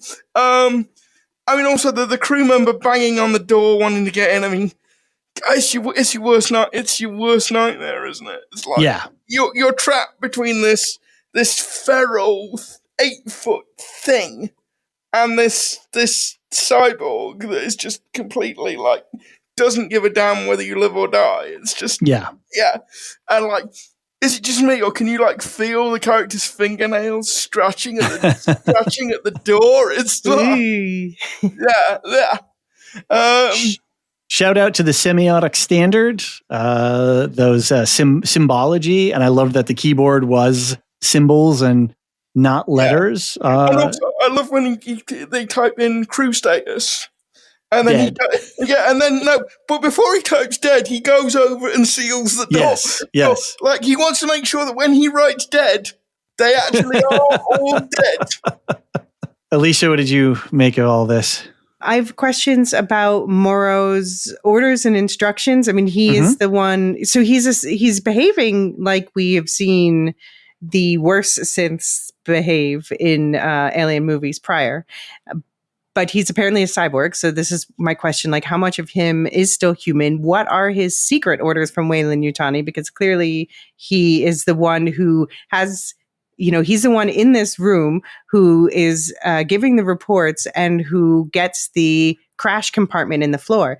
Part of me wonders, like, he does seem earnest in trying to recollect, particularly the xenomorph specimen. But part of me wonders if this crash was engineered to land on this island, this Prodigy island, to sort of bring down that company from within with these deadly exotic animals that will cause an infestation. But then why would Yutani call and ask for, she would... I felt like they were both posturing. Okay. I think we saw him like immediately go from, it's like Christmas to, you killed a lot of my people. So we know he's fake AF. And sure. I presume that she is as well. And she's like, it's been an expensive day. Well, but I think she knew if this is orchestrated in this way that I'm positing, I think that, she knew that there was going to be, they weren't going to just hand this over. There was going to go through all these, all the red tape of courts and all that stuff. He was going to insist upon that. Okay. We'll have to check in to see if your theory pans out. That's my tinfoil theory. Okay, got it. Fair enough. You're going to wager some internet points. Yes. You were saying, like, Elysia, how much is left of Morrow? How much is he a person? How much is he a machine? I think when you see him get into the little escape pod crash room, whatever you want to call it, he is clearly scared. It's low key, but he is clearly scared because he does the same thing that they have Ripley do at the end. He's kind of humming to himself to distract himself from the fact that there's this 8-foot monster tearing at the floor, or this, right. So it's very low key. It's very subtle, but you can tell he is afraid. So there is something human left inside of there, for sure. But this is the first time we get to see his cyborgness in action. And there are other scenes in future that we see that as well. I'm trying to remember to not spoil episode 2. So if anything slipped out, dear listener, please, by accident. Yeah. There's a lot of a lot of information that we've crammed into our little brains for the last couple of days. But also the go gadget arm with the blowtorch. You know, awesome. How useful day to day would a blowtorch be? How many attachments are on that arm? I think it's a really good question. Like, how adaptable and what is inside there? Where does the fuel for the blowtorch come from? Does he have a little protein tank inside him? Like, what the hell? So, a couple of little details. I love the fact that Noah Hawley on the sets are using the companionway ladders. This is a really important visual connection to the lineage of Alien's world. This came, the use of the ladders between decks came from one of the original movies that Ronald Shusett and, I'm blanking the other guy's name. Dan O'Bannon. Thank you. Dan O'Bannon. That O'Bannon and Shusett had pulled up from a 1958 movie called It, Terror from Beyond Space, which is a great fun movie to watch. And you can see so much of the original 79 construction and ideas came from that movie, but the companionway ladders were a big thing. So I'm just like, oh, that's just really cool of Hawley it's a very minor detail, but he includes it. And I love it. Oh, and there was another one too, when the doctor, I forget her name now, when she's feeding the rat into the tick bugs, to the parasite bugs. Yeah. The top. Yes, the little circular iris thing that closes. That's a big visual motif in the 79 as well. I think I remember, I might be misremembering this, but when I watched the making of for Alien, the Nostromo is one set. Right. Yeah, so it's actually like built with all the corridors and all the different rooms. They actually do properly interconnect. Yes, I believe a large part of it does, if that's right. There's two, There's I've seen both of the makings of, and it's been a while ago because we did last year with Romulus, we did a crossover with Aisha from Every Single Sci-Fi Film, doing the 45th anniversary of Alien. So I remember seeing a lot of those. Anyway, that's neither here nor there. So let's move on to talking about Hermit and Wendy. We meet Hermit as he listens to a baseball game on his way home from work as Wendy watches. And we learn a little bit about him. And we're also introduced to Wendy's ability to manipulate some forms of technology. And we'll get into that later. We watch as Wendy watches Hermit, and we watch memories from their past. And then we also get the first introduction of the idea of Mr. October, which we'll talk about in episode 2. And then Ice Age. Who knew that Ice Age was now canon to, to the Alienverse? Lots of exposition and big scene set up here with Wendy explaining to her stuffies who Joe is and their family situation and all of that stuff. And I love her line, "I miss eating." Yeah, that would be hard to give up. But I would. Are either of you fans of Ice Age? My nephew, who was almost 6, definitely is. The little squirrel thing chasing the acorn is a big.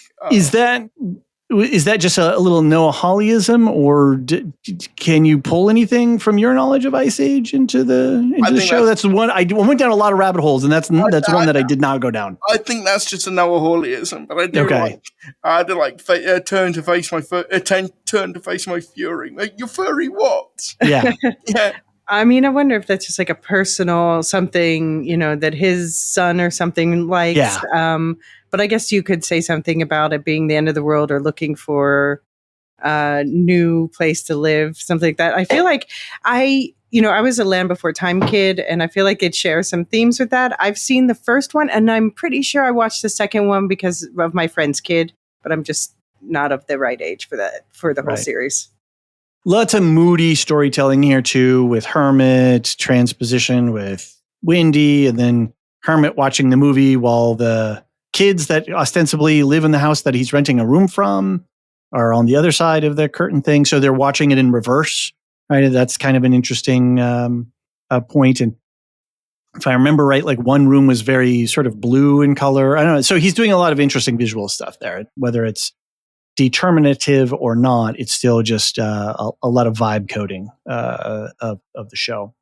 So we then move on to the crash landing on New Siam. Big set piece as we cross-fade faces to Hermit hanging out with his unit. We meet Siberian and Rashidi when they confront Hermit about his medical school status. And we're also introduced to the other characters from Hermit's unit. Then we're treated to a front row scene of the Maginot crashing into some buildings in New Siam. Hermit and other security forces rush to the scene, and we get a look at what a spaceship stuck in a building might actually look like. Pretty good, too, visually.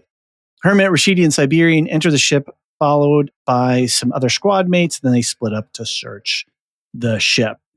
All right, so this is our big set piece to start to bring the episode into a close.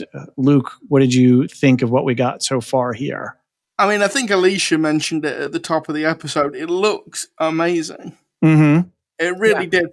And like, I think sometimes with the whole Alien universe, just how good it looks kind of gets overlooked because like, Ridley Scott, James Cameron, David Fincher, these are all directors that know how to shoot things, but like it just looked amazing. I did think it was a bit weird that you have a search and rescue team that is really heavily armed. I have the same notes. Yeah. Why or what is a SAR team weapons up as they're going to search for survivors? I don't get it. Dystopia. Okay, I'll take that. That's good headcanon. Fair enough. But yeah, it looks amazing. And I do think you get sort of a sense in that scene that they are, that they are contractors. They are company people. They are they have signed up for a set amount of time. And their role is to get through it with, the least amount of pain and danger possible. Right. Yeah. Elysia, oh no, the comms are down. Did the lack of communications trope affect you at all, or were you fine with this? No, there was much discussion about this on the board, but like, they said they knocked out a tower. I'm like, that's fine. And then, I was like, fine, I guess maybe they should have like sat-link comms. Mm-hmm. But then, then I'm like, okay, the ship should have taken down a satellite as it came down. Mm-hmm. There you go. But I don't know, maybe there will be some other explanation. But overall, no, it didn't bother me at all because I don't feel like it didn't change much about the story at this point to have the comms down, other than just like, I guess it made it a bit harder. I guess I'm trying to think what's in what episode. It makes it a bit harder to find people, Yeah. It just sort of, they have to go off on their own. They're a little bit more isolated individually. Yeah. So I did like, you were talking about dystopia earlier. And I thought it was interesting that as they're entering the ground floor, what's on the ground floor? Retail space. Mm-hmm. The mannequins, the big video walls showing fancy people in fancy clothes. But then they go down just one level. And what's there? Shantytown style housing. Mm-hmm. Right? That's where the dog is and all the people are living. So like that dystopia that you're talking about. And of course, then we go up and then upstairs, there's other things going on as well. But like right here at the street level, you have instantly material differences between standards of living and merchandising and what's available to different classes of people. So I thought that fit very much into that dystopia picture.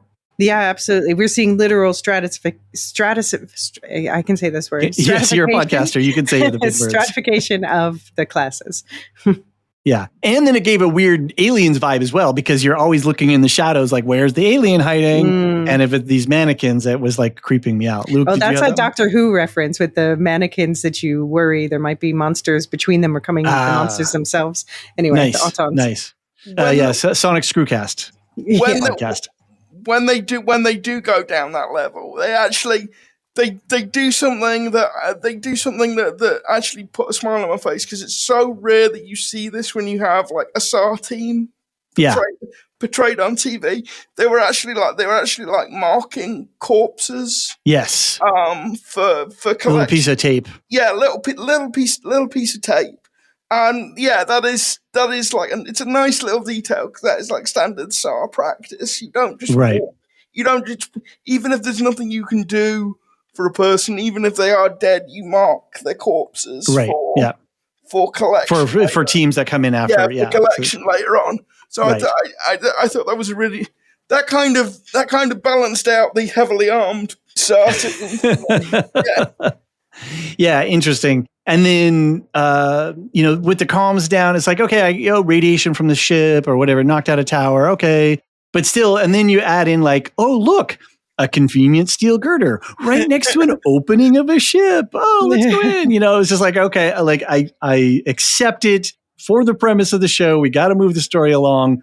But they don't expect those aliens, of course. No, but like, look, there's just an opening of the ship. Let's go in. The girl, it was just too set up. Do that. Yeah, of course they would. I mean, they don't know that there's going to be aliens in the shadows. But I was going to ask, I'm griping, but in a fun way, because the story does have to go on. Yeah, but but I just think it makes sense. But I have a question for Luke about the comments about the rescue team being armed. Don't they kind of remind you of the duel of the roles of the jackboots in Silo? They did, yeah. Well, it's the flak jackets and the helmets. They clearly shop at the same. They clearly shop at the same helmet emporium. Dystopia RS. Right. One little shout out. One of the two guys at the end, and I have their names later down here in the Hoyt and Anat. Anat,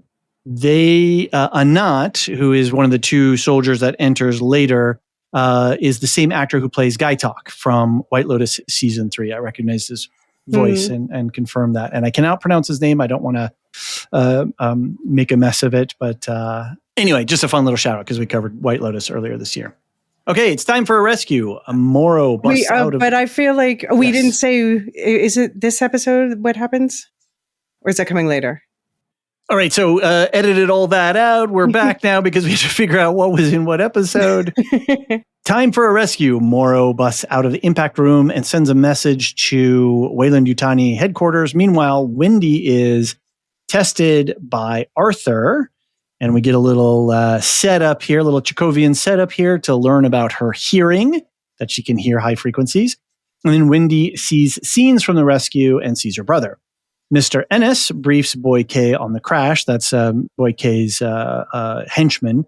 Wendy pitches the idea of the Lost Boys helping out at the crash site, and Boy K is intrigued and excited by the idea. Wendy grabs her walrus and then a convenient paper cutter blade. This was another one that was like, I don't know. Okay. We cut to the scene of the Lost Boys hanging out, and we learn a little bit more about them and their individual backstories.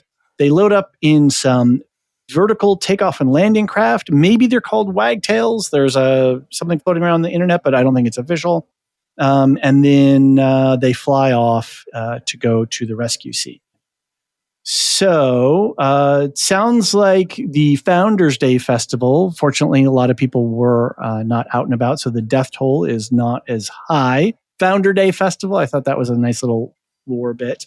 Very Silo. Very Silo, yeah. And then we got a triage rescue by income levels. So that's, again, our dystopian world.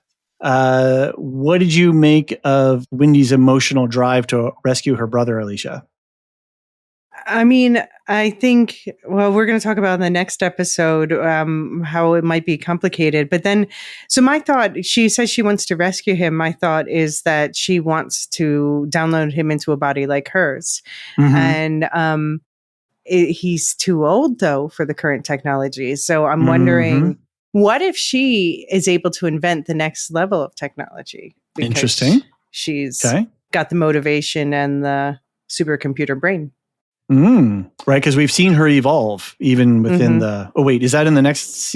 Well, yeah, you said we saw her manipulating. Yeah, we saw her manipulating tech, so we'll leave it there. Sorry. And then we get to see the kids be kids, and I thought this was really fun. Or Smee, I just was hilarious with his little fart noise. Luke, anything from these scenes that caught your eye? Well, just to pick up on what maybe I'm skipping ahead a little bit, but just to pick up on what Elysia was saying, there's the conversation between Wendy and Karsh in the plane where. Oh, that's coming up. Okay, I'll leave that for them. But I think that conversation does speak to what you were talking about, Elysia. Yeah, I've got to say, having Adrian Edmondson playing Boy Cavalier's butler / majordomo was a bit weird because I've never seen Adrian Edmondson play a dramatic role before. I've only ever seen him in comedy. I've only ever seen him. Oh, really? I don't recognize him. No, I'm not familiar with him. He's quite sort of famous in the UK as a sitcom actor. Okay. And like as a comedian. And normally he plays very, very, very, very broad slapstick. Interesting. So to see him as like playing a dramatic character, it was a little bit weird. Because I don't know. I've never. Maybe somebody from the UK can correct me, but I've never seen Adrian Edmondson play drama. I've never seen him do anything but sitcom. Interesting. So that is really. It was really. I was like, is that Adrian Edmondson? And like, to stay on to the end of the credits to work out. Yeah, right. To actually catch it. Yeah. Fair enough. So that was strange. Of course, we've got Wendy saying, "I'm human," but then Boy K throws a ball at her, and so she's got superhuman reflexes. So he's pretty excited by this idea. I think the scene of her putting the paper cutter blade magnetized to her spine is badass as hell. Mm-hmm. But I'm like, would they really let her do that? And that is a perfectly shaped paper cutter. And like she even changes uniform and she still has it. Kirsch never says it. Nobody says anything. She walks into Boy K's room with a weapon visible, I guess like, he is his hubris is he thinks that they could never turn on him, but prediction, somebody's going to turn on him. Right, exactly. Yeah, absolutely. So, but I do love to see that. I mean, it is badass, like that. It just magnetized to her spine, like that. Okay, that was cool. That was cool. Yeah. All right, back in the Maginot, two red shirts find the lab, and Morrow finds them. Oh, and a creepy crawly. Morrow cuffs them to a pipe and continues his search. Herman and friends in the cryo chamber find evidence of the face huggers. I kind of like Morrow stalking the hallways like a xenomorph himself. I really like the Morrow character. He's intriguing because, what is his deal? Is he just programmed? Does he have his own motivations? How human is he? I keep asking. Tell me. Yeah. We get some nice echoing music with the horns, that sort of creepy aliens music. Yeah, I love that because that was obviously it's an homage to the original Jerry Goldsmith score, but that original Jerry Goldsmith score was itself a homage to Patton. Oh, interesting. So that's an homage. That's homage to an homage. I love it. And Hawley is bringing it forward. Yeah, it's like the Deadpool thing. It's a fourth wall break inside a fourth wall break. That's like 32 walls. Exactly. We also learned that it seems like people have been dead for a while, so they died before the crash. Obviously, we sort of knew that. And we see some movement in the background, shadows and things. So very, very creepy, building up that tension, Hitchcockian style. And lots of face huggers and chest bursts, all pointing to the xenomorphic mystery. How did they get out? What happened? People have even been clipping some scenes of like, there was some face huggers on a table that have been being dissected. And people have done some screen grabs and pointing out that there's some sort of little parasite thing that they had in a jar somewhere. So lots of mystery building up for the next scenes for the rest of the season. Hoyt and Anat have a bad day. We get some proper horror as Noah Hawley treats us to the characters Hoyt, who is the tall gentleman with the mustache, and Anat, who is Guy Talk in White Lotus 3. They're attacked by a blood bug, which sorry, Elysia, you were right. And this is this episode. It is this episode. Yeah, this is what we were talking about earlier that we cut right. Sorry. Which exsanguinates Hoyt and then attacks Anat. What did you guys make of this? This is some proper body horror here, right? Yeah. It was such a waste of Guy Talk. I was invested in these two guys. I was like, oh, come on, let them live. And then they did not. They did not. Come on. Being handcuffed and having the thing, I mean, that is proper horror. Mm-hmm. But I was getting proper Wrath of Khan vibes. Yes, very good. Yeah, God, yep. This thing is going to go in their ear, isn't it? Right. Mm-hmm. Yes. No. When it got all engorged with their blood and stuff. Ooh, woof. No, it's like. Because we'll come on to this when we talk about episode 2. But I think there are scenes in this first 2 episodes, and this is one of them, where it's walking a very fine line between your reaction being and your reaction being ew. Right. And that's hard to.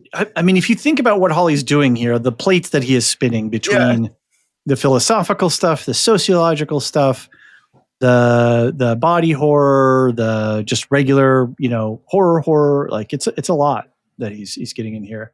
So what do we know about the blood bug so far? That's what people are calling it, blood bug or the tick bug, some sort of leech or tick.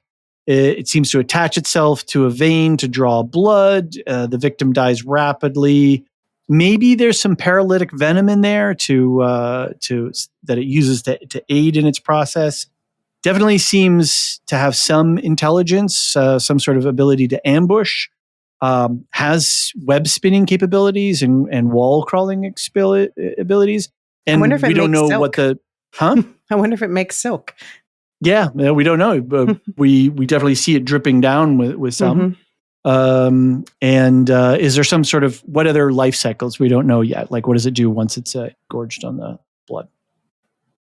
So this is the audio clip and the thing that Luke, you said earlier about Kirsch in the aircraft. As the kids play, Kirsch reminds Wendy of her humble origins as formerly a member of the food chain. And then we seesaw back and forth to the danger that Hermit is in, and Wendy vows to save him. And here's the clip from Kirsch. Used to be food, Me. Humanity. Your lives were short and filled with fear. Then your brains grew. You built tools and used them to conquer nature. You built impossible machines and went to space. You stopped being food. Or, I should say, you told yourself you weren't food anymore. But in the animal kingdom, there is always someone bigger or smaller who would eat you alive if they had the chance. That's what it is to be an animal. You're born, you live, you die. I got big time Dune references here about what it is to be human versus a stimulus response animal. So do you think Kirsch thinks he's more human than the humans in those terms, in the terms of Dune and the human test?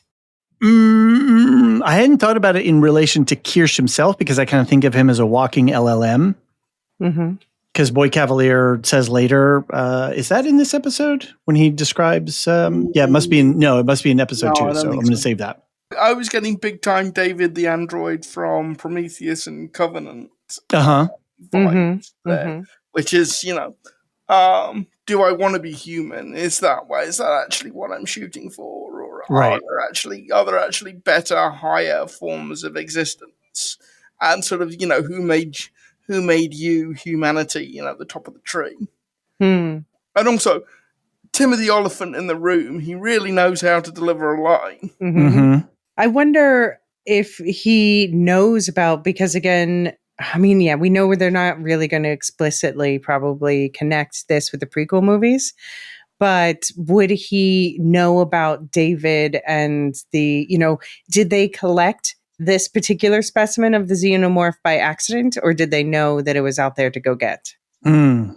Well, also there's the bleach blonde hair as well. It's like, Yeah.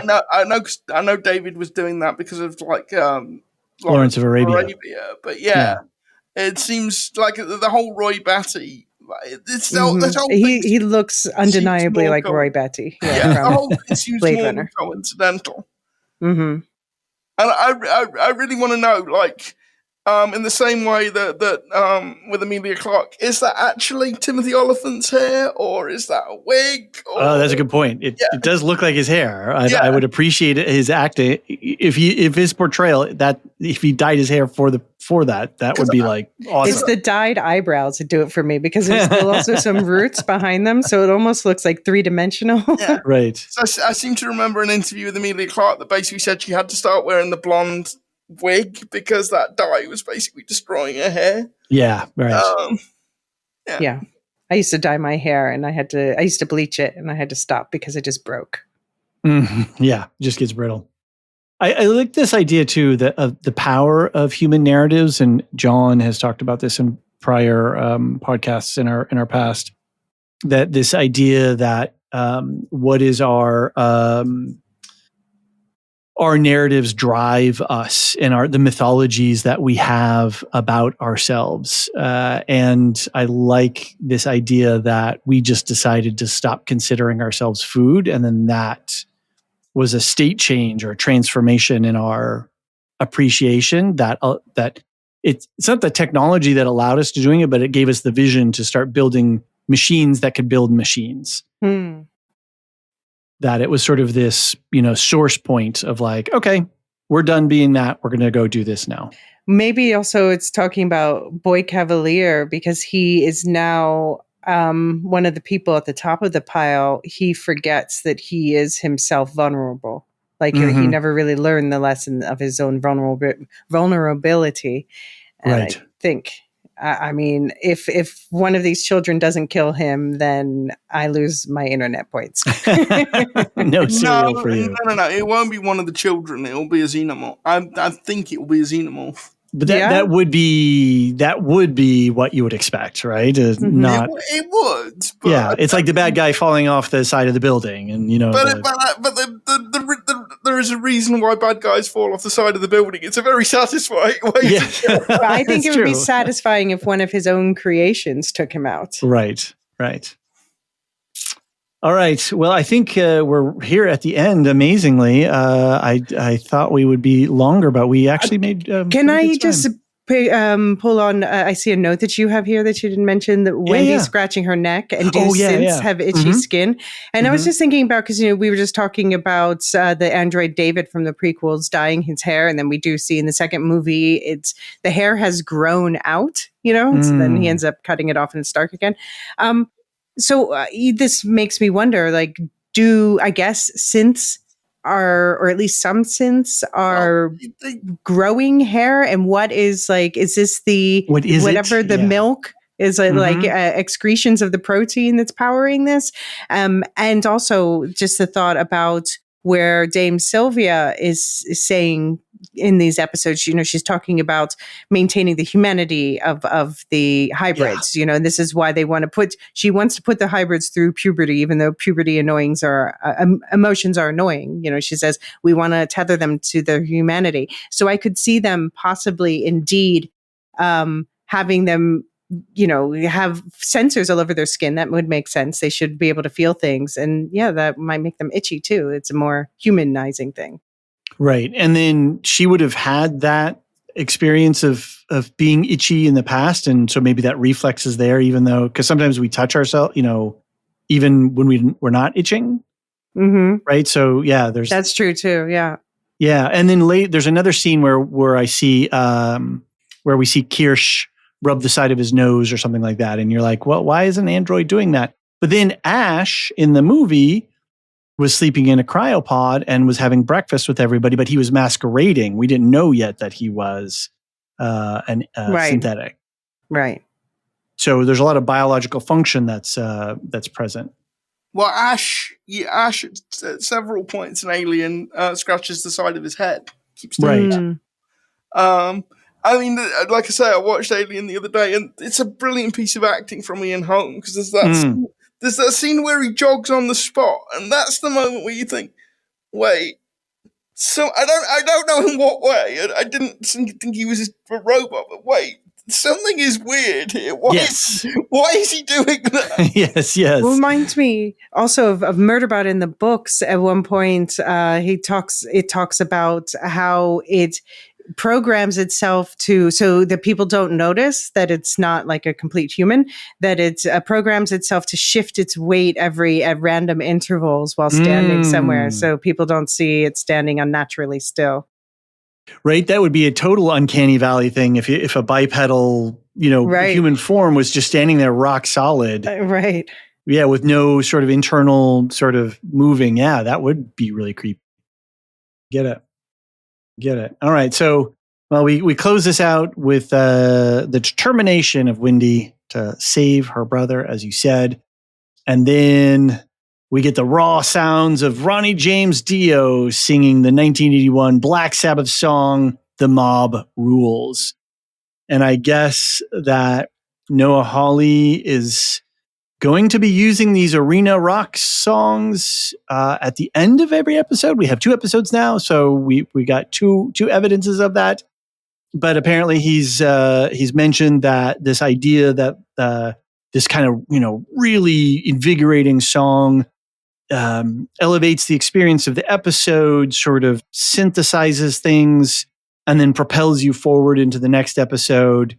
And it seems like the songs all have some thematic elements. I don't know if either of you are Black Sabbath fans at all in your pasts. No, but that sort of caught me really off guard, because that's not what you're expecting an alien themed TV show to sound like. So and I think it goes to what you were saying before, Luke, about the fact that Hawley he's rooted in a world, but he is still himself. Yeah, but for first watch through, that really did take me quite by surprise, because it wasn't what I was expecting at all.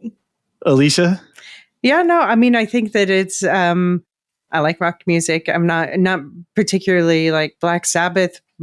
I'm neither pro nor anti Black Sabbath. I appreciate it, and I thought that just the sort of metalness of it goes very well with the aesthetics and themes of the Alien franchise. Mm-hmm. Yeah. And then the lyrics too, close the city and tell the people that something's coming to call. Death and darkness are rushing forward to take a bite from the wall. Mm-hmm. So I think I think he's chosen, and obviously we won't talk about this episode 2 song until we get there, but I think he's choosing these very carefully and making sure that there is poetry between the lyrics of the music and themes of the episode. So I don't know. I think it's kind of a cool thing too. To do something different.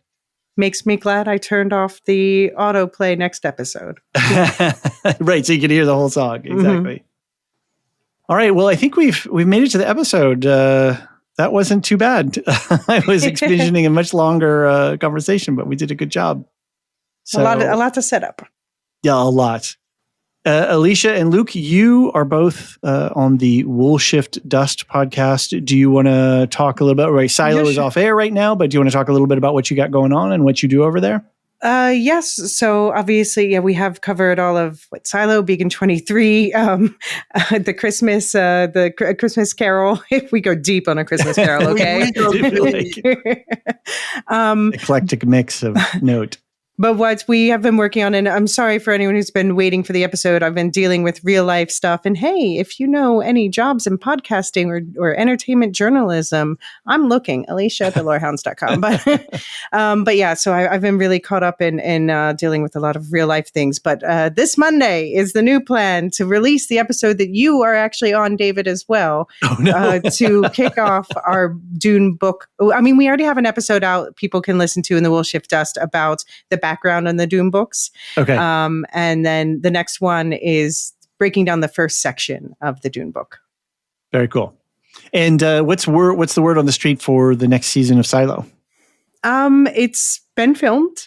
Okay. And I think they're actually starting filming season 4 shortly. Oh, amazing. Yeah, they planned that so that they could do it pretty much back Just to back. keep going. Yeah, no, that's good. That's smart. It saves them money and all that. Yeah, but so I don't know. I'm anticipating I'm hoping they hold it till January this year. I did not appreciate the December beginning of the season. I would like them to just start in January, but we'll see. No word on that. But I would anticipate a winter release again. Great. Okay. Well, we're going to end it here and we're going to take a break and then we're going to come right back to the microphones and get into episode 2. So these are going to be 2 separate episodes so that you can listen to them independently. And I think that's it. We'll talk to you in a few minutes on episode 2. Thanks, everyone. Bye. Thanks for joining us for our coverage of Alien Earth Season 1. We hope our conversation has added to your enjoyment of the xenomorphic mysteries and the many layered allegories that Noah Hawley has brought to the series. You can find links to all of our affiliates, our Patreon and Supercast pages, and Discord in the show notes for the episode. Look for the link tree, which has everything. We'd love to hear your thoughts on the episode and series. Send us your feedback and we'll answer and read it on our next podcast.